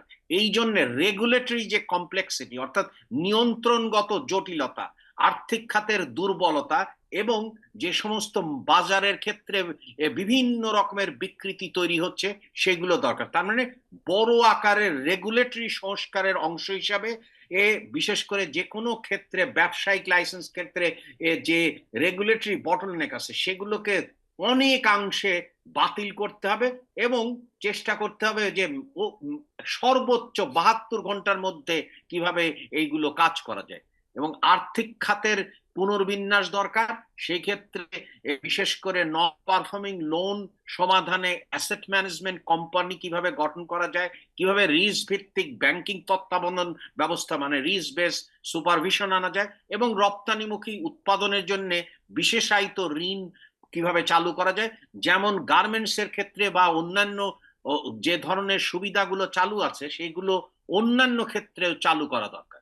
এবং পঞ্চমত আমাদের দরকার হচ্ছে যে শিক্ষা কর্মসংস্থানের সমন্বয়। শিক্ষা ব্যবস্থাকে বাজারের চাহিদার সাথে সঙ্গতিপূর্ণ করতেই মৌলিক পুনর্বিন্যাস প্রয়োজন। কারণ আমরা জানি যে যে ধরনের বাজারে চাহিদা আছে সেই ধরনের কিন্তু স্নাতক তৈরি হচ্ছে না। অর্থাৎ দক্ষতা উন্নয়ন রূপান্তরের উদাহরণ হিসেবে বলা যায় যে কিভাবে মাধ্যমিক স্তর থেকে টিভিইটি অর্থাৎ এই যে টেকনিক্যাল ভোকেশনাল এডুকেশন কারিকুলামের চালু করা দরকার এবং শিল্প শিক্ষা প্রতিষ্ঠান অর্থাৎ ইন্ডাস্ট্রি একাডেমিয়ার যে সমন্বয় দরকার এবং সেই অনুযায়ী কারিকুলামের যে নতুন ধরনের কারিকুলাম দরকার। এরপরে আমাদেরকে চিন্তা করতে হবে যে পৃথিবী তো বাসযোগ্য হওয়া দরকার এবং সেই জন্য টেকসই শিল্পায়ন দরকার অর্থাৎ সাস্টেনেবল ইন্ডাস্ট্রিয়ালাইজেশন দরকার। দীর্ঘমেয়াদী শিল্প কৌশলের জন্য পরিবেশগত টেকসই এবং সৃজনশীল শিল্প উন্নয়ন জরুরি ভবিষ্যতের শিল্প যাতে কম্পিটিটিভনেস বা প্রতিযোগিতামূলকতা নির্ভর করবে পরিবেশগত সক্ষমতা এবং উদ্ভাবনী ক্ষমতার মানে ইনোভেশন ক্যাপাসিটির উপরে। সো সবুজ উৎপাদন বা গ্রিন প্রোডাকশনের উদাহরণ হিসেবে বলা যায় যে পরিবেশ সম্মত সনদ এবং প্রণোদনা ব্যবস্থা, সবুজ প্রযুক্তি ভর্তুকি তহবিল, টেকসই সরবরাহ শৃঙ্খল মানে ভ্যালু চেইন কিভাবে করা যায়। এর সাথে আমাদের আর একটা বিষয়কে চিন্তা করতে হবে এবং এগুলো নিয়ে প্রচুর আলোচনা করা দরকার যে ক্রিয়েটিভ ইকোনমি বা সৃজনশীল অর্থনীতির বিরাট একটা সম্ভাবনা আছে। সেটা অ্যানিমেশনের ক্ষেত্রে হইতে পারে, সেটা গেমের ক্ষেত্রে হইতে পারে, সেটা অডিও ভিজুয়াল প্রোডাকশনের জন্য ডিজিটাল কন্টেন্ট তৈরির ক্ষেত্রে হইতে পারে।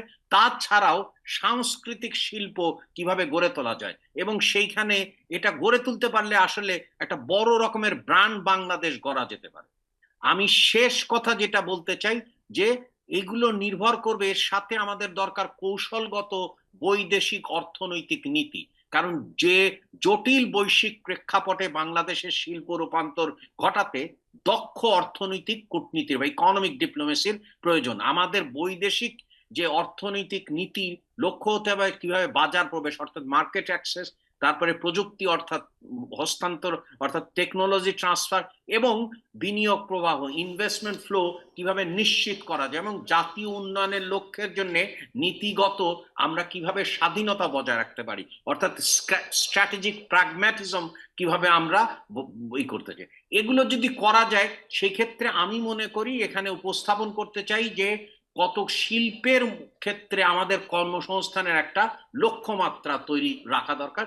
এমন লক্ষ্যমাত্রা করা যেতে পারে যে 2030 সালে 1 কোটি নতুন চাকরি বিশেষ করে যুবক এবং নারীদের হবে এই শিল্প খাতের মাধ্যমে। কারণ টার্গেটটা না থাকলে কোনো অ্যাচিভ করা যাবে না। তারপরে দ্বিতীয় টার্গেট নেওয়া যেতে পারে হচ্ছে যে এক্সপোর্ট ডাইভার্সিফিকেশনের ক্ষেত্রে যে আরএমজির উপরে নির্ভরতা আমরা কিভাবে কমিয়ে এনে অন্য শিল্পের বৈচিত্র্যকরণ। এখন 83% আছে, আমরা 2030 সালের মধ্যে চেষ্টা করতে পারি যে 60% নামিয়ে আনতে পারি। কিভাবে বিনিয়োগ বৃদ্ধির ক্ষেত্রে যে চিন্তা করা যেতে পারে যে বিনিয়োগ জিডিপির যে অনুপাত বর্তমানে রয়েছে সেটা কিভাবে 32% এবং তারপরে 35% উন্নীত করা যায়। এবং এবং খুবই জরুরি সেটা হচ্ছে যে প্রোডাক্টিভিটি এক্সপ্যানশন অর্থাৎ হচ্ছে উৎপাদনশীলতা বৃদ্ধি। প্রযুক্তি এবং দক্ষতা উন্নয়নের মাধ্যমে উৎপাদনশীলতার 5% হারে বার্ষিক প্রবৃদ্ধি দরকার। সো আমরা যেটা বলার চেষ্টা করছি সেটা হচ্ছে যে বর্তমান মডেল আমাদের কর্মসংস্থান কেন্দ্রিক না, অর্থাৎ হচ্ছে যে এমপ্লয়মেন্ট তৈরি করে না এবং এমপ্লয়মেন্টকে কেন্দ্র করে শিল্প কৌশলের দিকে এক যুগান্তকারী পরিবর্তন আবশ্যক। এই রূপান্তরের এর সাফল্যের জন্য প্রয়োজন হচ্ছে ধারাবাহিক বাস্তবায়ন, অভিযোজিত শিক্ষা অর্থাৎ শিক্ষাকে অ্যাডাপ্ট করতে হবে ইসের সাথে এবং সরকার বেসরকারি খাত এবং অন্যান্য অংশীজন স্টেক হোল্ডারদের মধ্যে একটা বড় রকমের পার্টনারশিপ অংশীদারিত্ব। আর এইটা মনে রাখতে হবে যে যে লক্ষ্যমাত্রা আমি উপস্থাপন করলাম এটা একেবারেই বাস্তবায়নযোগ্য পরিকল্পনা এবং যেটা সম্ভব হচ্ছে নতুন একটা মডেলের দিকে যেতে হবে, যেটা বলা হলো যে বৈষম্য থেকে কিভাবে সমতা ভিত্তিক একটা নতুন মডেলের দিকে যাওয়া যেতে পারে। অর্থাৎ পতিত সরকারের মডেলে দারিদ্র এবং বেকারত্ব সৃষ্টি হয়েছিল। প্রস্তাবিত যে মডেলটি আমি উপস্থাপন করলাম সেখানে গণকর্মসংস্থান এবং সমতা ভিত্তিক সমৃদ্ধির জন্য আমরা দ্রুত সহনশীল এবং ন্যায় ভিত্তিক শিল্পায়নের পথ বেছে নেই। তাহলেই হচ্ছে প্রতিটি নাগরিকের জন্য শোভন চাকরির নিশ্চয়তা পাওয়া যাবে, অর্থাৎ ডিসেন্ট এমপ্লয়মেন্ট ক্রিয়েট হবে। এই বলেই আমি শেষ করছি। আমি আবারও দুঃখিত যে আপনাদের সাথে সরাসরি যুক্ত হতে পারিনি। সবাইকে অসংখ্য ধন্যবাদ, আয়োজকদের অসংখ্য ধন্যবাদ। ধন্যবাদ মিস্টার রাশেদ আল তিতুমির, প্রফেসর রাশেদ আল তিতুমির। অনেকগুলো ইন্টারেস্টিং পলিসি আইডিয়া আপনার কি নোটে ছিল।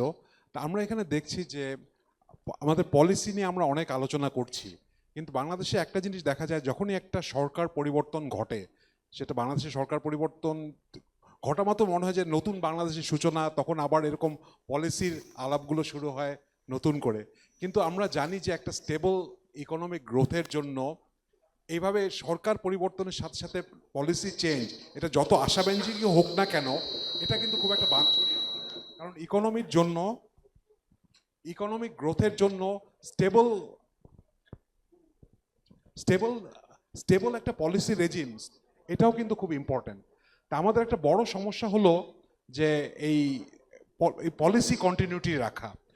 এবং এখানে প্রেজেন্টেশনে আসিফ এবং আর ওই নেতে ভিয়েতনামের কথা এসেছে যে ভিয়েতনাম তো একটা নতুন একটা এই নতুন বিশ্ব পরিস্থিতিতে একটা নতুন একটা ইনভেস্টমেন্ট এবং ইকোনমিক গ্রোথের জন্য নতুন একটা দয়ময় টু এটা একটা প্রণয়ন করেছে এবং সারা বিশ্বে এটা প্রশংসিত হয়েছে। কিন্তু ভিয়েতনামের আরেকটা লিগেসি হলো যে সেই 90s-এর শেষের দিকে তখন থেকে তারা ঠিক করলো যে ফরেন ডাইরেক্ট ইনভেস্টমেন্ট এবং ইকোনমি এক্সপোর্ট বেস করে তার ইকোনমিক ওপেন করবে। তারপর থেকে তাদের পলিসি কন্টিনিউটিটা এতদিন পর দয়ময় 1 ছিল সেই 90-র একটা পলিসি মেইন পলিসি ডকুমেন্ট। এতদিন পরে তারা বেশ করে চায়না এবং যেহেতু এখন চায়না আমেরিকার মধ্যে চেঞ্জ হচ্ছে এই জন্য তারা এখন নতুন একটা পলিসি নেওয়ার ঠিক করেছে। কিন্তু আমরা তো এর মধ্যে অনেকবার পলিসি কনভারসেশন করেছি, অনেকবার চেঞ্জ করেছি। তো এখানে একটা বড় চ্যালেঞ্জ হলো যে how can we make sure that যে সরকার পরিবর্তন হলেও আমাদের একটা স্টেবল পলিসি এনভায়রনমেন্ট থাকবে। এটা একটা গুরুত্বপূর্ণ প্রশ্ন। তা আমি এখন প্রশ্ন রাখছি এ ব্যাপারে ডক্টর মাসরুর রিয়াজের কাছে।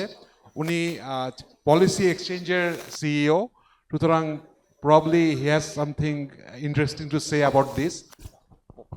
থ্যাংক ইউ শফিক ভাই। প্রথমেই আমার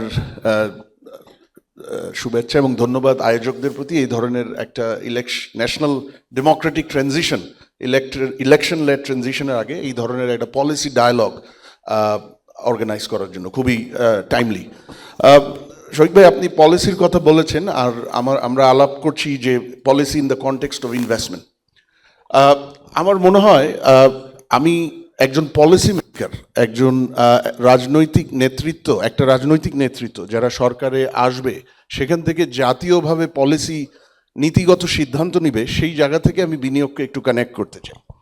এবং সেই জায়গাটায় আমার মনে হয় আমাদের সবচাইতে বড় গ্যাপ, সেটা আরেকটা কারণ আমি সেই জায়গা থেকে আমরা বিনিয়োগ চাচ্ছি, বিনিয়োগ বাড়তে হবে এটা নিয়ে কোনো সন্দেহ নাই, ইট নিডস নো ইন্ট্রোডাকশন।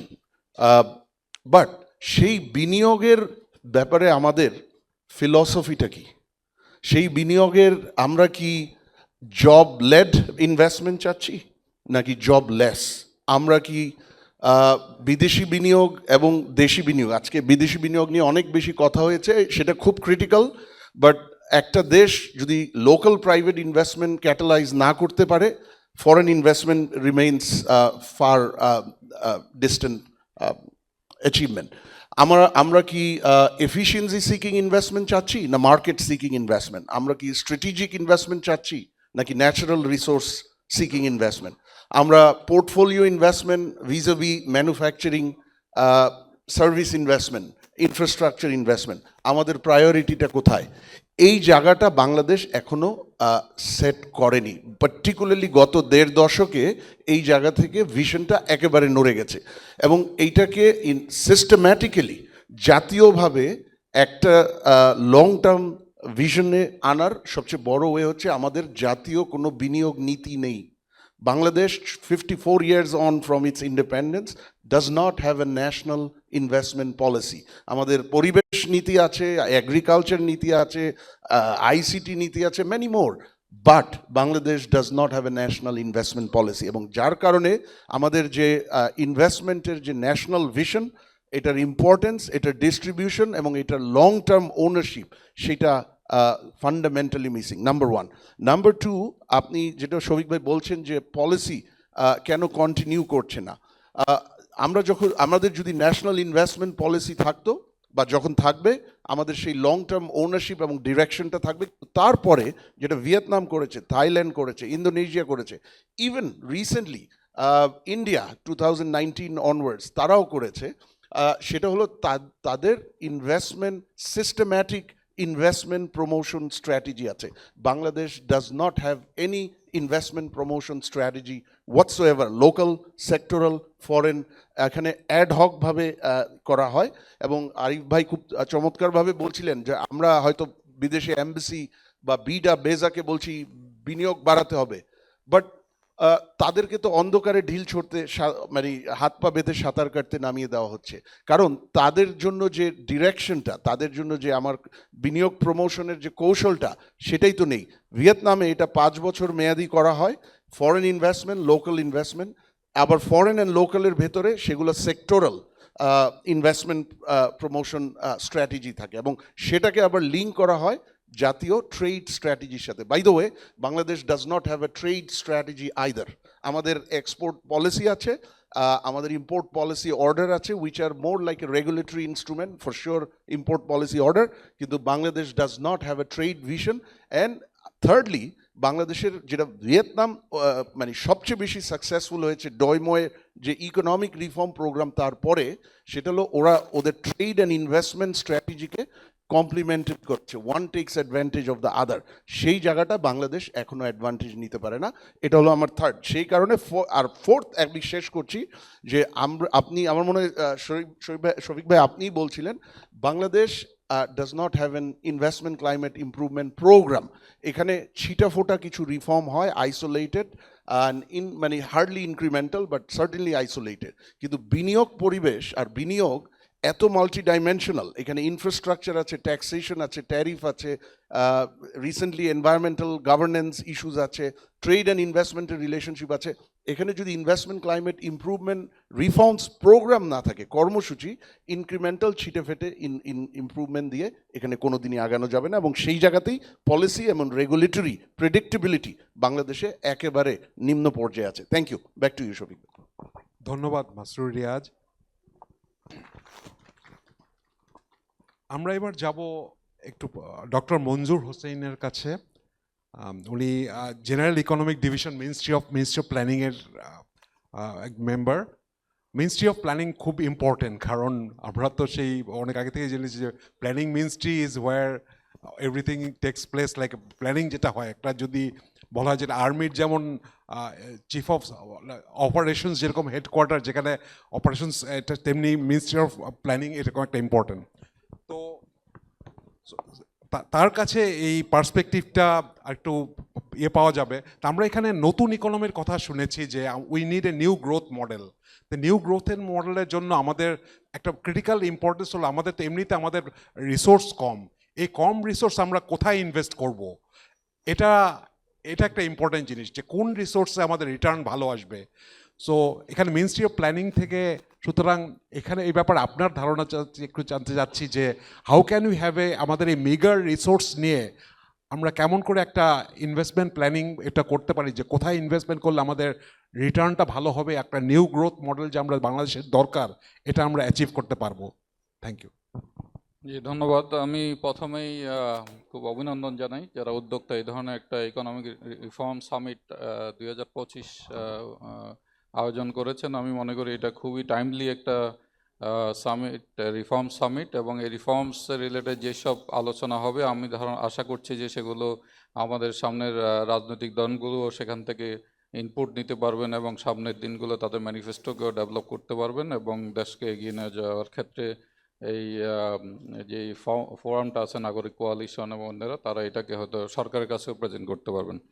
আমি প্ল্যানিং প্রসেসে একটু কথা বলবো। তো আমার তো মাত্র 6 মাস হলো এখানে, কিন্তু তার আগে আমি একটু ওভারঅল ইনভেস্টমেন্ট ইকোসিস্টেমটা নিয়ে কথা বলতে চাই। এখানে আলোচনা হয়েছে অনেক কিছুই, কিন্তু আমরা যেটা বেশি আলোচনা করি সেটা হচ্ছে আমরা সাপ্লাই সাইড নিয়ে কথা বলি, যে আমরা কি করছি, কি দিতে পারছি। আমরা ম্যাক্রো ইকোনমিক স্টেবিলিটির কথা বলছি, আমরা ফিনান্সিয়াল সেক্টর নিয়ে কথা বলছি, আমরা লজিস্টিক নিয়ে কথা বলছি, কিন্তু ডিমান্ড সাইড নিয়ে আমরা কথা বলছি না খুব বেশি। মানে ইনভেস্টররা এসে বাংলাদেশে কোন জায়গাটা ইনভেস্ট করবেন। ডক্টর মাসুর কিছুটা বলেছেন যে এফিসিয়েন্সি সিকিং ইনভেস্টমেন্ট হবে না ন্যাচারাল রিসোর্স। ন্যাচারাল রিসোর্সের এখন আর সুযোগ নেই, সেটা অলরেডি সেই ফেজ আমরা চলে গেছি। এখন ন্যাচারাল রিসোর্স সিকিং বলতে আসলে মূলত ম্যানুফ্যাকচারিং সেক্টরের কথাই বলা হয়, যেখানে এখন বাংলাদেশের ম্যানুফ্যাকচারিং সেক্টর বলতে আরএমজি ছাড়া আর কোনো পটেনশিয়াল এই পর্যন্ত সেভাবে দেখা যায়নি যেখানে ইনভেস্টররা এসে ইনভেস্ট করতে পারেন। আমার কাছে মনে হয় এটা খুবই গুরুত্বপূর্ণ যে ইনভেস্টমেন্টের জন্য আগে স্পেসটা তৈরি করা। সেই জায়গাটা কোথায়, আপনি যেটা আমাকে বললেন যে রিসোর্সটা কোথায় আমরা অ্যালোকেট করব খুব বেশি, সেই জায়গাটাতে আমি যেটা দেখি যে আমাদের ইন্ডাস্ট্রিয়াল পলিসি বা ইন্ডাস্ট্রিয়ালাইজেশনের সাথে ইনভেস্টমেন্ট পলিসির একটা ক্লোজার সিনক্রোনাইজেশন দরকার। এবং সেটা যদি না হয় আসলে ইনভেস্টমেন্ট আমরা যত কথাই বলি, আমরা এখানে যত ইনসেনটিভ দিই, যত ফ্যাসিলিটিস দিই, ইনভেস্টমেন্ট আসবে না। আমি সেদিক থেকে বলতে পারি যে আপনারা অনেকেই হয়তো দেখে থাকবেন বা একটু যদি লিটারেচার দেখেন জানবেন যে ইস্ট এশিয়ান যে গ্রোথ মডেলটা আছে, তারা কিন্তু স্টার্ট করেছে অ্যাপারেল ইন্ডাস্ট্রি দিয়ে। তারপরে কিন্তু তারা চলে গেছে, দেন তারা যখন অ্যাপারেল ইন্ডাস্ট্রি দিয়ে একটা আপার লেভেলে গেছে, দেন তারা কিন্তু ইনভেস্ট করেছে মূলত ইলেকট্রনিক্স, অটোমোবাইলস এইসব জায়গায়। এখন আমাদের মতো দেশে যেখানে আমাদের অ্যাপারেলস ইন্ডাস্ট্রিতে আমরা মনে করি যে আমরা অনেকটা একটা একটা লেভেলে পৌঁছে গেছি যেখান থেকে আর খুব বেশি যাওয়ার নেই। আমি যদি বিং এ ম্যাক্রো ইকোনমিস্ট, আমি যদি দেখি যে রেডিমেড গার্মেন্টসের কন্ট্রিবিউশন ইকোনমিতে কিন্তু কমে আসছে, ওভার টাইম জিডিপিতে কমে আসছে, রেমিটেন্সের কন্ট্রিবিউশন কমে আসছে, তাহলে আমরা আগাবো কী দিয়ে? সেই জায়গা থেকে আমার মনে হয় ইস্ট এশিয়ান মডেলটাকে আমাদের ফলো করা দরকার। আমাদের ইলেকট্রনিক্স, ইলেকট্রিক্যাল এবং অটোমোবাইলস এইসব ইন্ডাস্ট্রিতে মোর ইনভেস্টমেন্ট করার জন্য যে ইকোসিস্টেমটা ডেভেলপ করা দরকার, আমি মনে করি সেখানে বেশি জোর দেওয়া দরকার। অ্যান্টি এক্সপোর্ট বায়াস যেসব জিনিসগুলো তো আছে, যেসব ট্যারিফ ট্যাক্সের বিষয়গুলো আছে, সেখানে মনোযোগ দেওয়া দরকার। কারণ হচ্ছে কি, ইলেকট্রনিক্স এবং ইলেকট্রিক্যাল বা অন্যান্য বা আইসিটি এই জাতীয় জিনিসগুলোতে মেধার দরকার। আমাদের পপুলেশন আছে, আমাদের ডেমোগ্রাফিক ডিভিডেন্ডের একটা ফেজ আমরা পার করছি, কিন্তু আমাদের সেখানে আমরা হিউজ ইনভেস্টমেন্টের হয়তো দরকার নেই, যেখানে একটা জয়েন্ট ভেঞ্চারে ইনভেস্টমেন্ট হতে পারে। আমি মনে করি যে এটাকে একটা জোর দেওয়া যেতে পারে যে আসলে ইনভেস্টমেন্টের জায়গাগুলো খোঁজে। ডিফেন্স ইন্ডাস্ট্রিতে এখন অনেক দেশ এগিয়ে যাচ্ছে, ড্রোন বানাচ্ছে, বিভিন্ন ধরনের সফিস্টিকেটেড ইন্ডাস্ট্রি করছে, সেমিকন্ডাক্টর ইন্ডাস্ট্রির সাথে জড়িত আছে। সুতরাং এইসব জায়গাতে আমাদের মনোযোগ দিতে হবে, যাতে করে ইনভেস্টররা এখানে লুক্রেটিভ একটা স্পেস পায় যে হ্যাঁ এই জায়গাটাতে কম খরচে তারা ইনভেস্ট করতে পারবে, they will get more return. আমার কাছে ওটা খুব গুরুত্বপূর্ণ। আমি রাস্তাঘাটে আমার আজকে আসতে 1.5 ঘন্টা লেগেছে, আমি জানি যে এটা কর্মঘণ্টা লস হয়েছে, কিন্তু ইনভেস্টরের জন্য আমার মনে এটার চাইতে তার বেশি দরকার সে হচ্ছে তার মার্কেটটা সে দেখবে যে কত বড় মার্কেট আছে এই দেশে। এটা 20 কোটি মানুষের দেশ, এটা ইজ এ হিউজ মার্কেট, সেটা ইন্ডাস্ট্রি বলেন, অটোমোবাইলস বলেন, ইলেকট্রনিক্স বলেন, অন্যান্য জিনিসের জন্য। সুতরাং এই দিক থেকে আমাদের মনে হয় মনোযোগ দিতে হবে।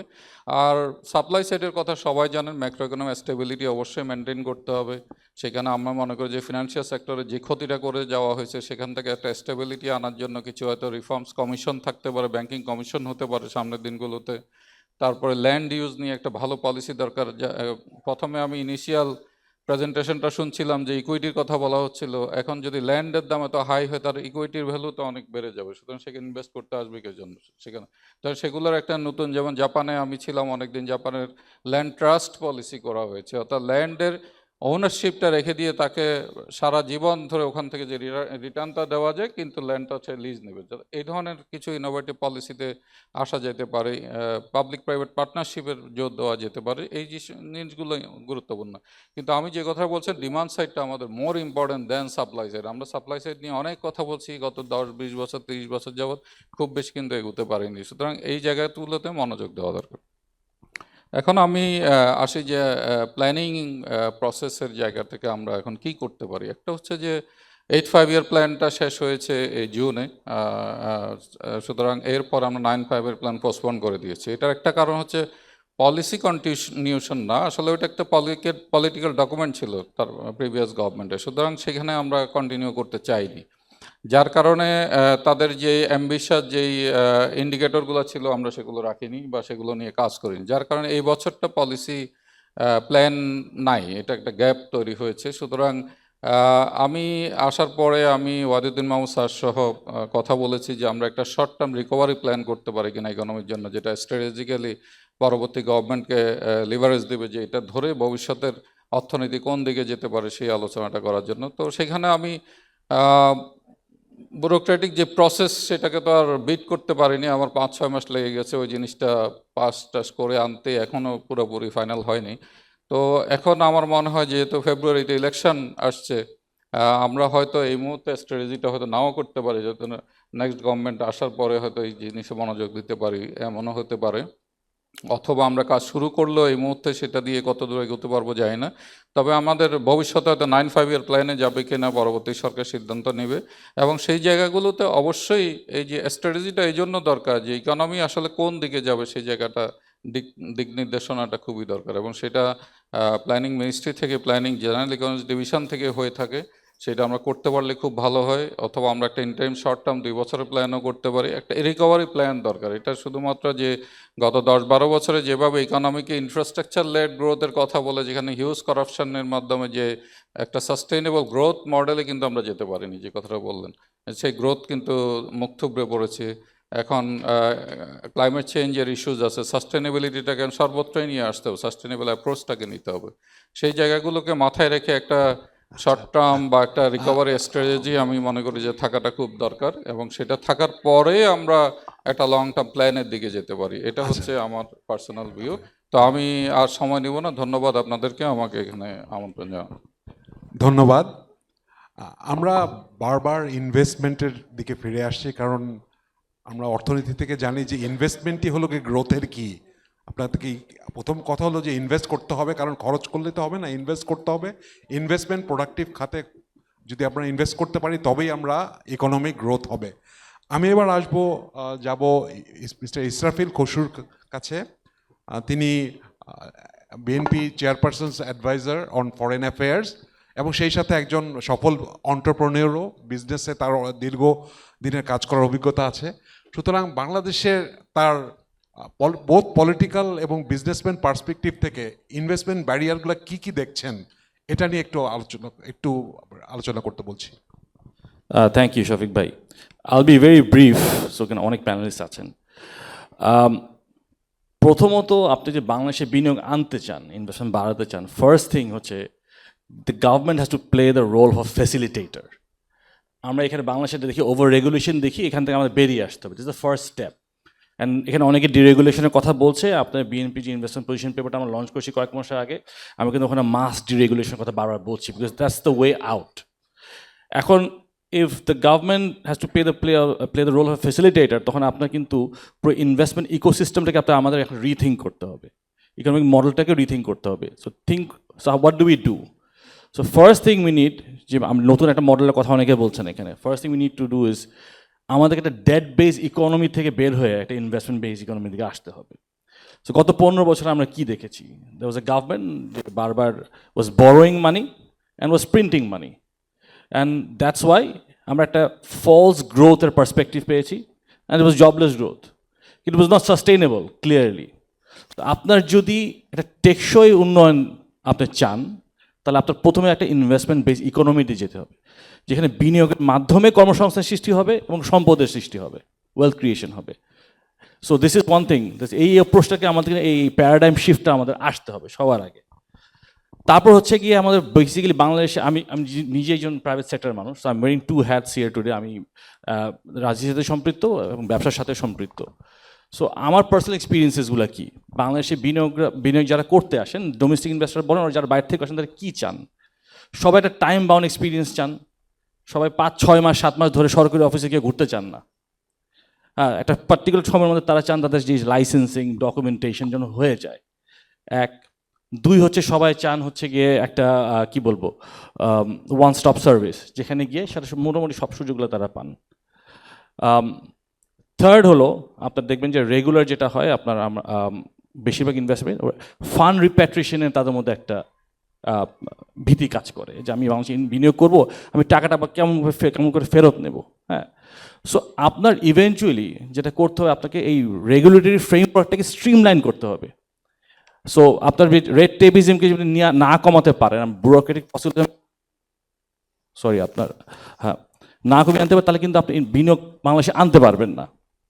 সো এই জিনিসগুলোকে আমাদের একটু মাথায় রাখতে হবে। সো আরেকটা জিনিস হলো, ধরেন বিনিয়োগকারী যখন বাংলাদেশে আসে, অবকাঠামো ইনফ্রাস্ট্রাকচার অনেক ইস্যুস থাকে, এগুলোকে আপনার সামহাও দি আদার আপনার এগুলোকে প্ল্যাকেট করতে হবে। সো আপনার প্রথমত যে আইডেন্টিফাই করতে হবে যে বিনিয়োগ যারা করতে আসে তারা কী চাচ্ছেন। হ্যাঁ, সো এই জিনিসগুলোকে যদি আমি রেগুলেট না করে আনি, স্ট্রিমলাইন না করে আনি, তাহলে যেটা হবে কি, বিনিয়োগের জন্য আসবে অনেকেই, কিন্তু ইভেনচুয়ালি স্থায়ী কোনো বিনিয়োগ হবে না। যেমন বিডাকে আপনার একটা লিগালি বাইন্ডিং এজেন্সি করতে হবে।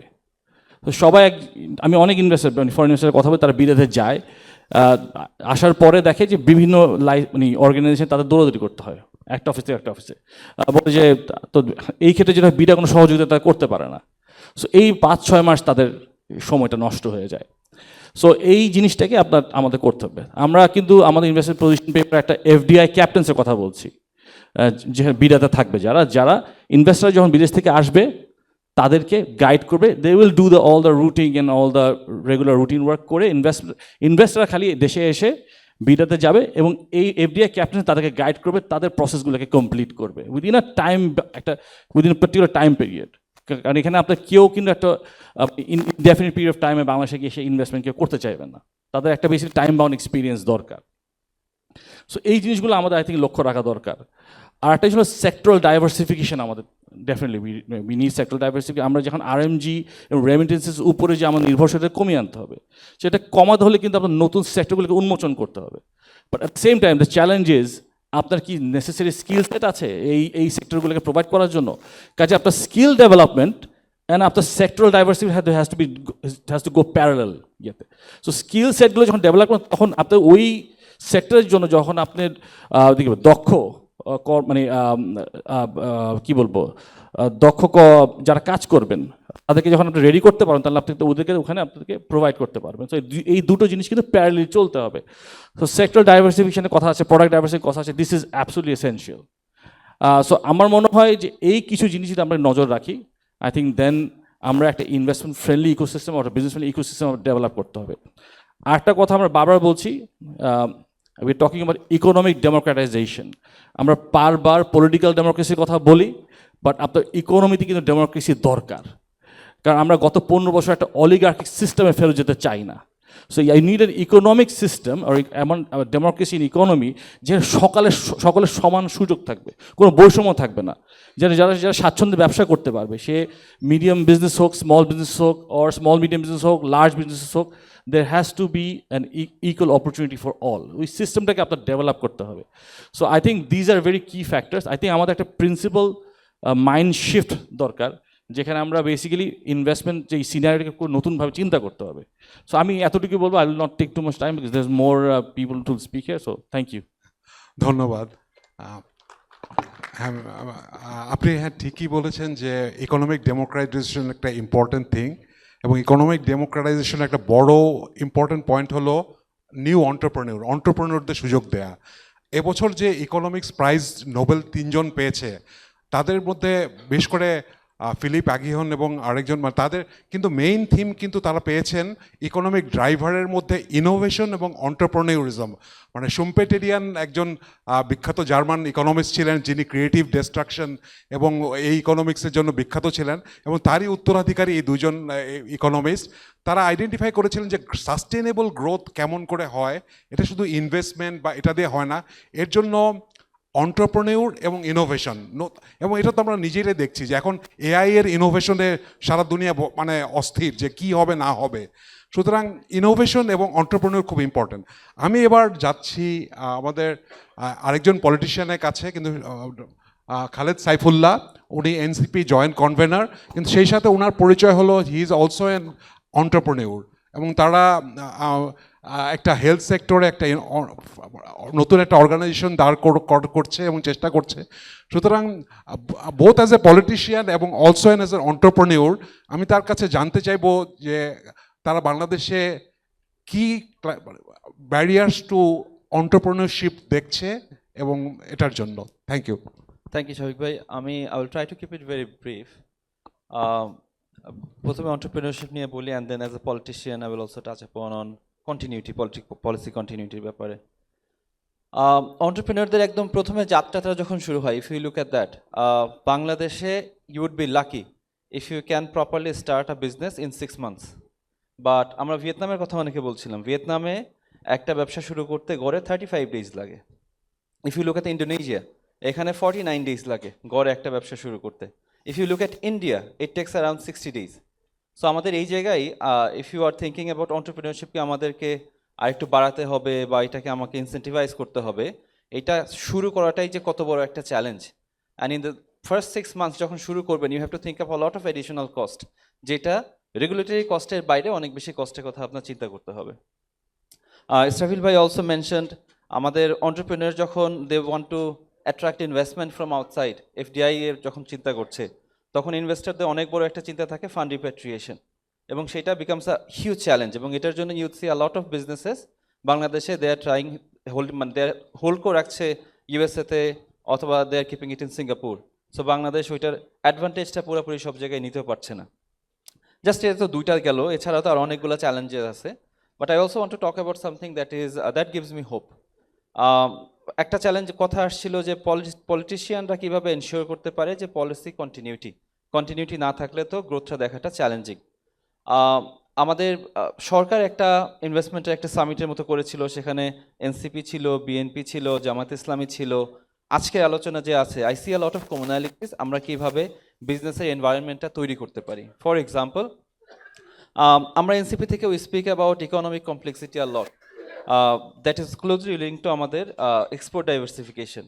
আমাদের দেশের ইকোনমিক কমপ্লেক্সিটি 133-এর মধ্যে দেশের মধ্যে 119-এ গত 2 বছর আগে যে দেখা হয়েছিল। অর্থাৎ আমাদের দেশে আমরা যে এক্সপোর্ট করছি, এক্সপোর্টের ক্ষেত্রে খুবই লো ভ্যালু, খুব লো টেক এইরকম জায়গায় আমাদের ফোকাস, অর্থাৎ আমরা আরএমজি ওইখানে করি। বাট এটার মাধ্যমে আমাদের ইকোনমিটা অনেক ভালনারেবল থাকে। এই জন্য আমরাও এনসিপি থেকে we keep on talking about আমাদের ভিশনের মধ্যে যেটা আছে যে আমাদের এক্সপোর্ট যে ডাইভার্সিফিকেশন এটা করতে হবে, এতে আমাদের ইকোনমিক কমপ্লেক্সিটি আরও বাড়বে, যাতে করে গ্লোবাল হিটউইন্ডের জন্য আমরা বেশি ভালনারেবল না হই। So that's one place that we all agri on.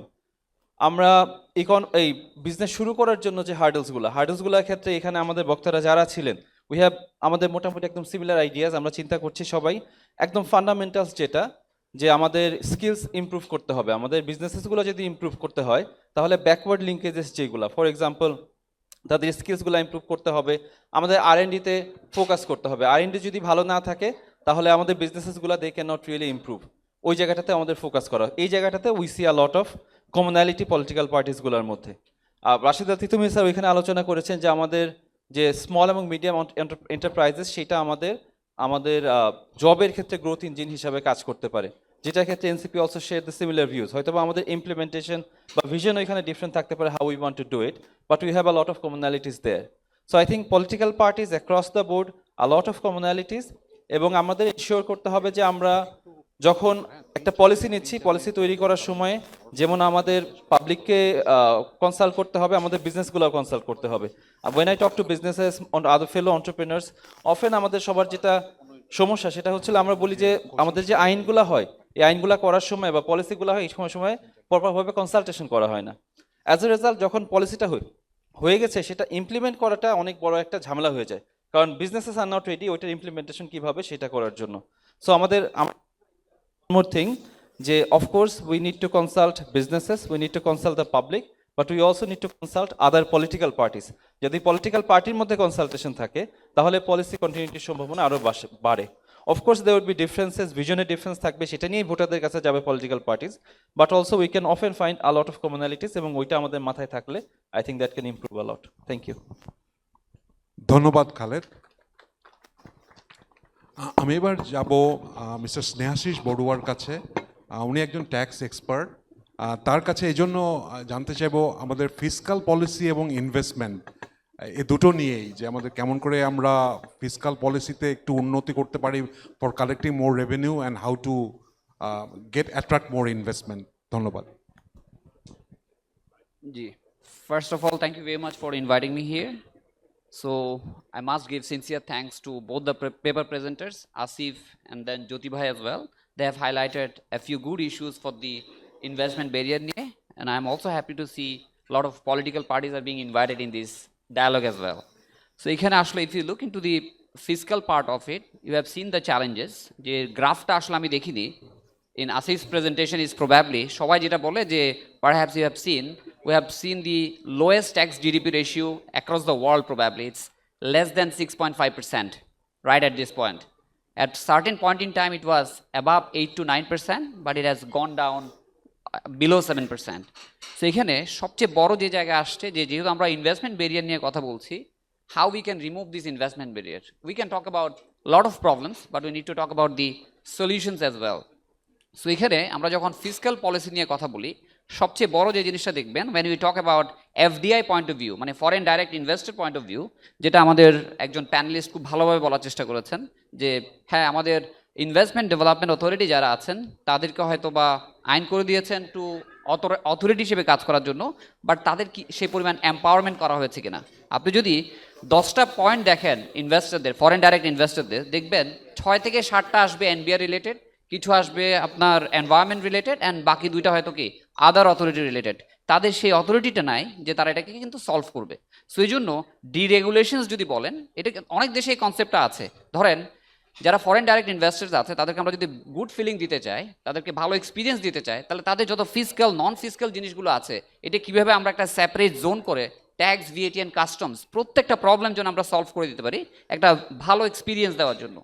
Second হচ্ছে policy continuity and then sustainability. আপনি দেখবেন আমরা যখন একজন ইনভেস্টরকে ইনভাইট করি তখন আমরা আমাদের ট্যাক্স ল থেকে, কাস্টমস ল থেকে, ভিএটি ল থেকে অনেকগুলো জিনিস কোট করি। আপনারা যদি দেখেন 2019 সালে যখন নতুন আইন করা হয় তখন বলা হয়েছিল ভ্যাট আইনটা ইমপ্লিমেন্টেশনে, তখন আমরা অনেক জিনিস রিয়াদ পাবো। কিন্তু যখন আস্তে আস্তে আইনটা ইমপ্লিমেন্টেশন হয় তখন আইনটাকে কাটতে কাটতে আমরা সেই 1991 সালের আইনে নিয়ে গেছি। তো তাহলে এখানে পলিসি শিফট কী হলো? আমরা কি দেখালাম বিনিয়োগকারীদের আর কি দিলাম, এখানে একটা বিশাল একটা গ্যাপ রয়ে গেছে। আমরা বলছি আমাদের ট্যাক্স রেট সাউথ এশিয়াতে লোয়েস্ট, কিন্তু একটা ইনভেস্টর যখন ইনভেস্ট করে ট্যাক্স রিটার্ন দিতে যায় তার ইফেক্টিভ ট্যাক্স রেট কিন্তু অনেক বেশি হাই। সো এই ক্ষেত্রে আমি মনে করি পলিসি কন্টিনিউটিটা খুবই ইম্পর্টেন্ট। অ্যান্ড দেন একটা ইনভেস্টর বাংলাদেশ থেকে চলে যাবে, যখনই সে ক্লিয়ারেন্স দিতে যাবে তখন তাকে বিভিন্ন অডিটে ফেলে দিবে যাতে তার এক্সিটটা ডিলেড হয়। আমাদের মিস্টার ইসরাফিল খসরু কিন্তু এটা বলার চেষ্টা করেছেন যে আউটওয়ার্ড রেমিটেন্স, বিশেষ করে তারা সার্ভিস ফি বা যে জিনিসগুলো নিতে চায় এই জিনিসগুলো যদি তারা ঠিকমতো নিতে না পারে, সে যদি ইন্ডিয়া থেকে নিতে পারে, ভিয়েতনাম থেকে নিতে পারে, ইন্দোনেশিয়া থেকে নিতে পারে, বাংলাদেশে কেন আমরা তাকে বাধা দিব? সেই বাধা দিলে কিন্তু সে কিন্তু কি খুব খারাপ ফিল করবে। এবং সবচেয়ে খারাপ যে জিনিসটা, যে আমরা হয়তো ইনভেস্টার আনার দিকে মনোযোগ দিচ্ছি, বর্তমানে যারা ইনভেস্টার্স আছে তাদের যদি একটা ব্যাড ওয়ার্ড অফ মাউথ হয়, সেটা লোকাল হোক বা ফরেন হোক, আপনি কিন্তু ভালো ইনভেস্টার আনতে পারবেন না। কারণ যখনই আপনি একটা ব্যাড ওয়ার্ড অফ মাউথ হবে তখন বলবো যে হ্যাঁ ঠিক আছে, you might have the brilliant policies, best policies in the world, but এক্সিকিউশনে তোমাদের খুব খারাপ অবস্থায় আছে। সো এই জন্য আমরা মনে করি এই জায়গায় যদি আমরা গুরুত্ব না দিই তাহলে কিন্তু আমরা ফরেন ডাইরেক্ট ইনভেস্টমেন্ট অ্যাট্রাক্ট করতে পারবো না। এখন আমরা আসি এবার ফিসকাল পলিসির যে ডেফিসিটটা আছে এই জায়গায় আমরা যদি যাই তাহলে দেখবেন আমাদের সবচেয়ে বড় জায়গা কোথায়? সবচেয়ে বড় জায়গা হচ্ছে আমাদের, দেখবেন কিছুদিন আগেও রিপোর্ট হয়েছে এবং এই সেশনও রেখেছে, সেটা হচ্ছে আমাদের size of the informal economy. আমাদের এই কিছুদিনের স্ট্যাটিস্টিক্স বাংলাদেশ ব্যাংক থেকে যেটা দিয়েছে 72% হচ্ছে ক্যাশ ড্রিভেন ইকোনমি, 72%। তার মানে আমার ইকোনমির যদি 2/3-এরও যদি বেশি যদি ক্যাশ ড্রিভেন হয় তাহলে তো আপনার ট্রেসেবিলিটি থাকবে না। ট্রেসেবিলিটি যদি না থাকে তাহলে কি হচ্ছে? আলটিমেটলি গিয়ে আমি যদি অনেস্ট ট্যাক্স পেয়ার হই, আমি যদি সব দেখাই, তাহলে বাকি যারা আছে তারা কিছু না দেখিয়ে পার পেয়ে যাবে এবং একটা লেভেল প্লেইং ফিল্ড হবে না। তার মানে একটা ব্যবসায়ীর সাথে আরেকটা ব্যবসায়ীর কিন্তু সিরিয়াস ডিফারেন্স হবে। এবং যার কারণে কি হচ্ছে, আজকে আপনার এই ক্যাশ ড্রিভেন ইকোনমির জন্য আজকে আপনার যারা অনেস্ট ট্যাক্স পেয়ার আছে তারা বারবার অডিটে সিলেক্ট হচ্ছে, তাদের ট্যাক্স রেটে কিন্তু হায়ার হয়ে যাচ্ছে। সো আমি মনে করি সবচেয়ে বড় চেঞ্জ যেটা দরকার সেটা হচ্ছে কি আপনার এই ক্যাশ ড্রিভেন থেকে। শুধু একটা স্ট্যাটিস্টিক্স আপনাদেরকে বলতে চাই, গত 3 বছর আগে যখন ট্যাক্স পলিসি করা হয়েছিল তখন একটা শার্প ডিফারেন্স রাখা হয়েছিল যে একটা কোম্পানি যদি ক্যাশলেস হয় তাহলে তার ট্যাক্স রেটে সে 2.5% কর ছাড় পাবে। এটা কিন্তু গত 3 বছর ধরে আসছে। হঠাৎ করে এবছরের ফিসক্যাল পলিসিতে দেখলাম এটা উঠিয়েই দিয়েছে। বাংলাদেশ ব্যাংক চাচ্ছে ক্যাশলেস, আর এনবিআর এর ট্যাক্স পলিসি বলছে কি তুমি আরও ক্যাশে করো, আরও ক্যাশে করো। সো এইভাবে আমরা যদি ইনভার্স ওয়েতে যেতে থাকি তাহলে the honest tax payer will suffer the most in the country. And then আমরা যদি এখানে যাই, সবচেয়ে বড় যে জায়গায় যে আমরা গলা ফাটায় বলে ট্যাক্স জিডিপি লো, সব জায়গায় আমাদের কালেকশনস ড্রপ হয়ে যাচ্ছে, কিন্তু এটা রুট কস্টটা কোথায়? রুট কস্ট যদি দেখেন তাহলে দেখবেন ওই যে যারা ট্যাক্স নেটে আছে তাদের উপরে প্রেশারটা কিন্তু বারবার বাড়ছে। আপনি গ্রোথ সেন্টার বলেন, আরবান এরিয়াগুলো বলেন, সেমি আরবান বলেন, যেখানে যাবেন দেখবেন হিউজ লেভেলের কিন্তু ইনভেস্টমেন্টস হচ্ছে, কিন্তু আলটিমেটলি গিয়ে ওই সমস্ত ব্যবসায়ীরা আসলে কি কর দিচ্ছেন? এখানে একটা চিকেন অ্যান্ড এগ সিচুয়েশন আছে। আজকে একজন একটা স্ট্যাটিস্টিক্স দেখাচ্ছিলেন যে আইএমএফ বলছে যে আমাদের গ্রোথ প্রজেকশনস এরকম হবে, ইন্টারেস্ট পেমেন্টটা এতটুকু হবে। ভাই I do agree with IMF suggestions যে তারা একটা মানে গ্লোবাল ভিউ দেখছে, কিন্তু আমরা বাংলাদেশে বসে বাংলাদেশের থেকে ভালো ভিউ কি পাবো? কি ভালো ভিউ আমরা দিতে পারবো? কারণ আপনি যখন আইএমএফ এর সাজেশনস দেখবেন, এবার দেখবেন প্রত্যেক ব্যবসায়ীর উপরে মিনিমাম ট্যাক্স দিয়ে দিয়েছে 1%, মানে তার লাভ হোক আর লস হোক, বলো 1% দিতে হবে। আইএমএফ বলছে আগে ভ্যাট দিতে হতো 5%, ট্রেড ভ্যাট দিতে হবে 7.5%। তাহলে দেখেন সমস্যাটা কোথায়? সমস্যা হচ্ছে ভ্যাট বাড়ান বা এক রেটে আনেন, সমস্যা না। প্রবলেম হচ্ছে যিনি কি ট্রানজ্যাকশনসটা দেখাবেন তাকে 7.5 দিতে হবে, আর যিনি দেখাবেন না উনি 0%। যিনি দেখাবেন ওনাকে 1% দিতে হবে, ক্যাপিটাল থেকে দিচ্ছে। ব্যবসায়ীদের বেদনাটা হচ্ছে কি, এটা তারা কিন্তু আউট অফ ক্যাপিটাল, আজকে আপনি যেখানে যান, যে ইস্যুসগুলো যান, যখন তাকে আপনি ক্যাপিটাল নিয়ে কথা বলবেন, হাই কস্ট অফ ক্যাপিটাল, কেন? ইন্টারেস্ট রেটটা অনেক হাই। তো আমরা যদি এখানে যাই, যে আমরা যদি দিনের শেষে গিয়ে আমরা যখন ব্যবসায়ীদের সাথে কথা বলি, they are suffering on high interest rate. And high interest রেটটা কেন? কারণ সেন্ট্রাল ব্যাংকের মনিটারি পলিসির জন্য। আচ্ছা, সেন্ট্রাল ব্যাংক তো মনিটারি পলিসি সাপোর্ট দিয়েছে, আমরা আমাদের যারা রাজনৈতিক নেতৃবৃন্দ আছেন তাদের কাছ থেকে এটা শুনতে চাই যে মার্কেট মনিটরিংটা যদি আপনারা স্ট্রং করতে না পারেন, যতই পলিসি সাপোর্ট দেন, আলটিমেটলি গিয়ে ব্যবসায়ী এবং সাধারণ জনগণের উপরে ইনফ্লেশনটাকে আপনারা কখনোই কমাতে পারবেন না, এবং দিনের শেষে গিয়ে আমরাই কিন্তু সবচেয়ে বেশি গিয়ে খারাপ অবস্থায় থাকবো। এবং আমি এটা বলে শেষ করব যে আমরা সবাই জানি what needs to be done. দেখেন, আমরা যখন একটা কোম্পানির বিজনেস নিয়ে কাজ করি, তখন প্রত্যেকটা কোম্পানির একটা কি থাকে? মিশন, ভিশন, স্টেটমেন্ট থাকে। এই মিশন অ্যান্ড ভিশন স্টেটমেন্টের সাথে গোল থাকে, গোলের সাথে স্ট্র্যাটেজিক ইনিশিয়েটিভসগুলো থাকে। আমি মনে করি যে সামনে যে পলিটিক্যাল গভর্নমেন্ট আসবেন, তাদের যদি ভিশন বা আমি যদি এবং গোল সেটিং এবং স্ট্র্যাটেজিক ইনিশিয়েটিভসগুলো থাকে, একটাই রিকোয়েস্ট থাকবে যে আপনারা দয়া করে কোঅর্ডিনেশনটা একটু ঠিক রাখেন।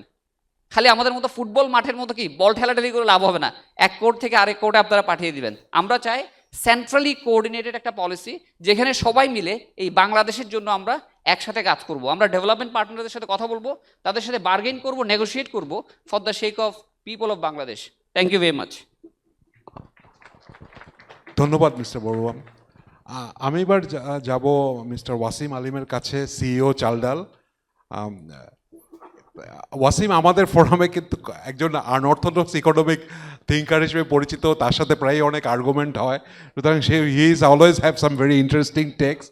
তো সেই সাথে আরেকটা রিমাইন্ডার, মিস্টার বড়ুয়া যখন বলছিলেন যে ক্যাশলেস কোম্পানিগুলোর কথা, আমাদের কিন্তু নেক্সট সেশনটা ক্যাশলেস ইকোনমি অ্যান্ড ফাইন্যান্সিয়াল ইনক্লুশনের উপরে, সুতরাং অবশ্যই আপনারা থাকবেন আশা করছি।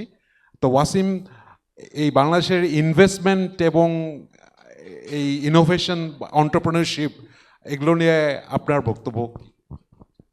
জি, থ্যাংক ইউ শফিক ভাই। সো আমি আসলে আমার এক্সপিরিয়েন্স থেকে শুরু করি। সো আমি গত 10-12 বছর ধরে প্রায় $35 মিলিয়ন মতন আমি ফরেন ইনভেস্টমেন্ট অ্যাট্রাক্ট করার চেষ্টা করছি।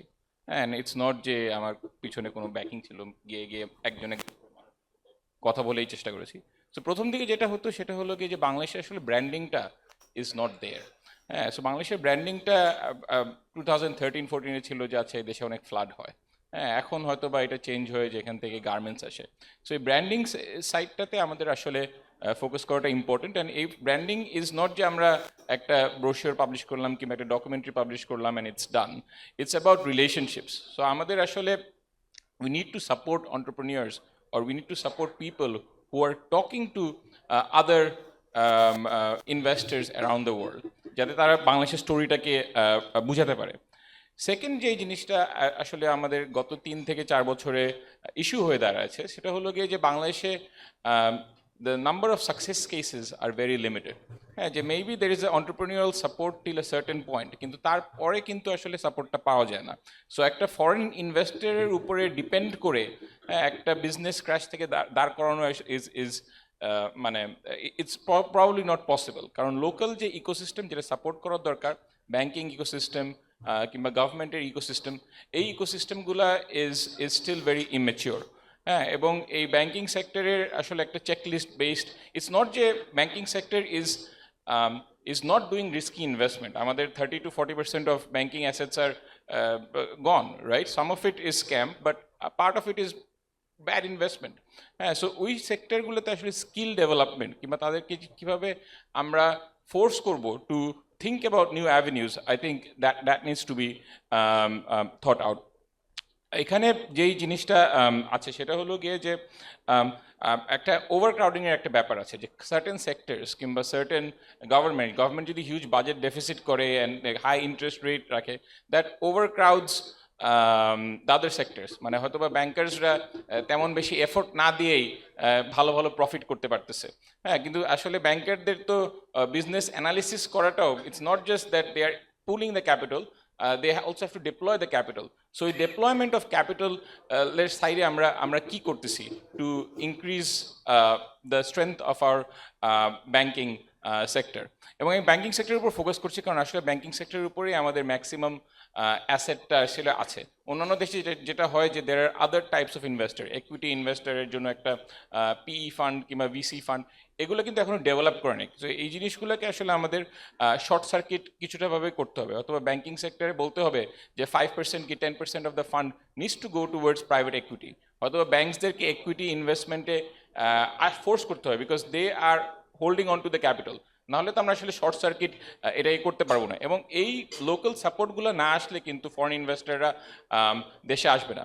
And finally, like if you take the further stage which is যে এক্সিট কি, যে আমাদের যে stock exchange, it has not had very,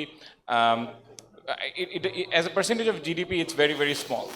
And stock exchange যে নিয়ম কানুন, সেই নিয়ম কানুনগুলো আসলে এতটাই রিজিড যে only the people with bad intention can pass through that rules. কারো যদি ভালো ইন্টেনশন থাকে, I think it's very difficult to pass through the rules, এবং it's very much behind the rules of similar countries around the world. So stock exchange rules গুলাকে review করাটা I think is a very, very important aspect. And finally, যে জিনিসটা I think is sort of a taboo in Bangladesh, যে আমাদের আসলে যে ফরেক্স policy, যে আমরা দেশের বাইরে ইনভেস্ট করতে পারি না, হ্যাঁ, কিংবা আমরা জাস্ট ওয়ান ওয়ে একটা স্ট্রিট বানিয়ে রেখেছি for our foreign exchange, I think that is at this point hurting us. হয়তোবা 1970s-এ দেখা যেত যে we have to optimize between আলকাত্রা ভার্সেস মেডিসিন, বাট এখন কিন্তু ওই দিন আর নাই। এখন আসলে অনেকভাবেই ক্যাপিটাল দেশের বাইরে বের হয়ে যাচ্ছে, হ্যাঁ, যেটা যদি আমরা লিগালাইজ করতে পারতাম, I think we could project a lot more confidence. So Bangladesh ব্যাংকের যে পলিসি আছে যে দেশের বাইরে ইনভেস্টমেন্ট করা যাবে না, মানে আমি কেন বাসার মধ্যে 1 কেজি গোল্ড বার কিনে রাখবো যখন আমি হয়তো বা S&P 500-এর স্টক কিনতে পারি? So why we are not considering that আমাদের অন্য দেশেও আমরা ইনভেস্ট করতে পারি? আমরা ভিয়েতনামে ইনভেস্ট করতে চাই। আমরা ভিয়েতনামে ইনভেস্ট করলে দেশের ক্যাপিটাল স্টক ইমপ্রুভ করবে। আমি যে গোল্ড না কিনে রেখে যদি আমি ভিয়েতনামে কয়েকটা ফ্যাক্টরি দিতে পারতাম, I think that would increase Bangladesh's ROI as a whole. I don't think the problem in Bangladesh is that we don't have the capital. I think the problem is that we are not using the capital well. Thank you. হ্যাঁ, আমরা যেরকম বলছিলাম যে Wasim always have very interesting ideas, তবে এটা একটা ঠিক যে মিস্টার বড়ুয়া যেমন বলেছিল যে ইনভেস্টমেন্টের ক্ষেত্রে একটা জিনিস clear, if you want money to come in then you have to make it also easy to money to get out. এটা কিন্তু আমাদের অবশ্যই মনে রাখতে হবে যে ইনভেস্টমেন্টরা, বাইরে থেকে ইনভেস্টররা যখন দেশে টাকা ইনভেস্ট করতে চায়, তারা কিন্তু এক্সিটটাও খুব ভালোভাবে দেখে, যে সুতরাং আমরা ওটার দিকে অবশ্যই খেয়াল রাখবো। আমাদের হাতে কিছু সময় আছে, এ সময় আমরা এখন আপনাদেরকে, দর্শকদের কাছে ইনভাইট করব যে আমাদের এই ডিস্টিংগুইশ প্যানেলের কাছে যদি কোনো স্পেসিফিক কোনো প্রশ্ন থাকে, তবে অ্যাবাউট 10 মিনিটসের মতো সময় আমাদের হাতে আছে।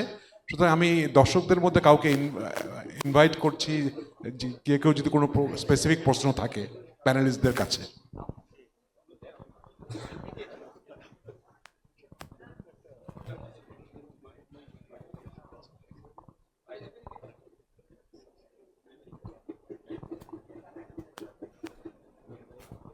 অনেক ধন্যবাদ। আমি প্রথম দুটো প্রেজেন্টেশন মিস করেছি। আমার নাম ফারা কবির, আমি অ্যাকশন এইডের country director.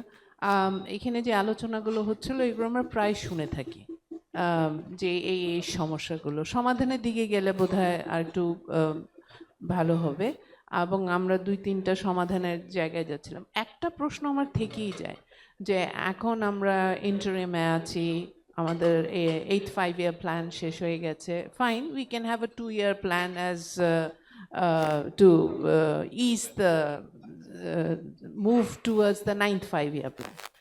But structural barrier and bureaucratic institutions, ওখানে কি অ্যাড্রেস করবেন? How are you going to hold them accountable? Because every political party says, oh, আমরা policy দেই, implemented হয় না।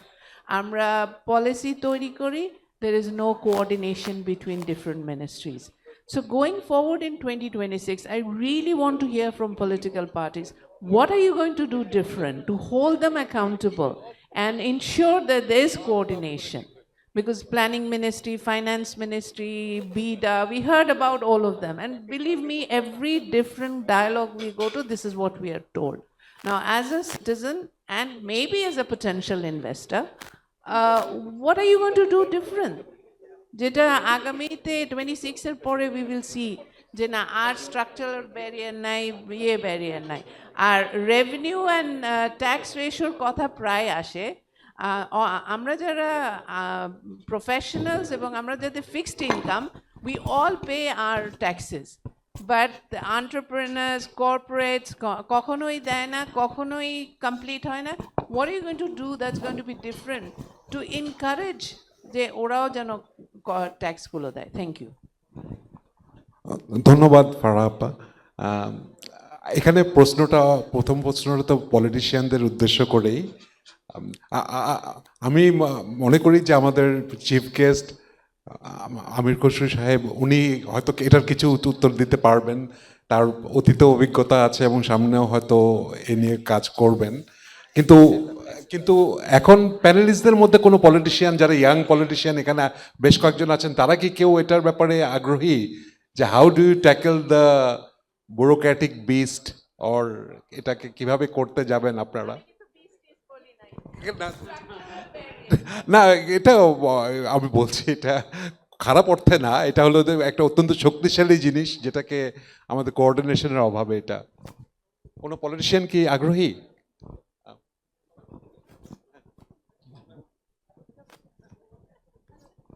আচ্ছা, ফর এক্সাম্পল এটা কিন্তু কোনো ডেফিনেটিভ আনসার নাই, and it does not happen in একদিনে, এটা হবে না। So it's basically incremental. হ্যাঁ, না you don't know when. So but মূল জিনিসটা এখানে যেটা আমরা এখন আলাপ করছিলাম যে there has to be political will. So ওই পলিটিক্যাল উইল যদি থাকে, দেন এখন পলিসি হতে পারে, অ্যান্ড অবভিয়াসলি কনসার্ন ইজ অনেক ধরনের পলিসি ইমপ্লিমেন্টেশনে কেমনে হবে। তো there has to be political will প্রথমত। আরেকটা জিনিস হলো কি, আপনার in terms of bureaucracy, I think bureaucratic mindset-টাও আস্তে আস্তে চেঞ্জ হয়ে আসতে হবে। It's not just the politicians or the structure or the framework itself. So আপনি এখানে mind conditioning, training, this things will matter. আমি যেটা আগে বললাম, the government has to play the role of facilitator. তো গভর্নমেন্ট যদি একটা ফ্যাসিলিটেটর রোল প্লে করতে হয়, তাহলে কিন্তু আপনার গভর্নমেন্ট স্ট্রাকচারটাকে, পুরো ব্যুরোক্রেসি কিন্তু মাইন্ডসেটে চেঞ্জ আনতে হবে। এটা অন্য কেউ করতে পারবে না। সো দিস সামথিং দ্যাট হ্যাঁ, government can actually undertake this things, but eventually I think কিছু আপনার কী বলবো, ইন টার্মস অফ আমরা যে ট্রেনিংয়ের কথা বলি, ইন টার্মস অফ কন্ডিশনিংয়ের কথা এগুলো কিন্তু আমাদের ব্যুরোক্রেটিক স্ট্রাকচারের মধ্যে আনতে হবে। So they start thinking differently. And নতুন ইকোনমিক মডেল যেটা আমরা কথা বলছি, উই টকিং অ্যাবাউট বিকজ আমরা আগের সিস্টেমতে যেতে চাই না। So we are talking about the democratization of the economy as well, and democracy, এই যে কোয়ালিটেটিভ চেঞ্জেসগুলা কিন্তু is all part of this whole complete framework যেটা আমরা আলাপ করছি আর কি।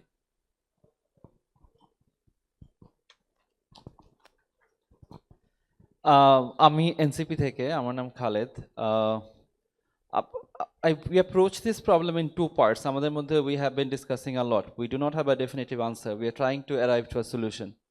Number one, there are two parts to this problem. একটা হচ্ছে technical. There are steps that you can take, there are policies that you can take, and then second is behavioral change, যেটা ইসরাফিল ভাই বললো মাত্র।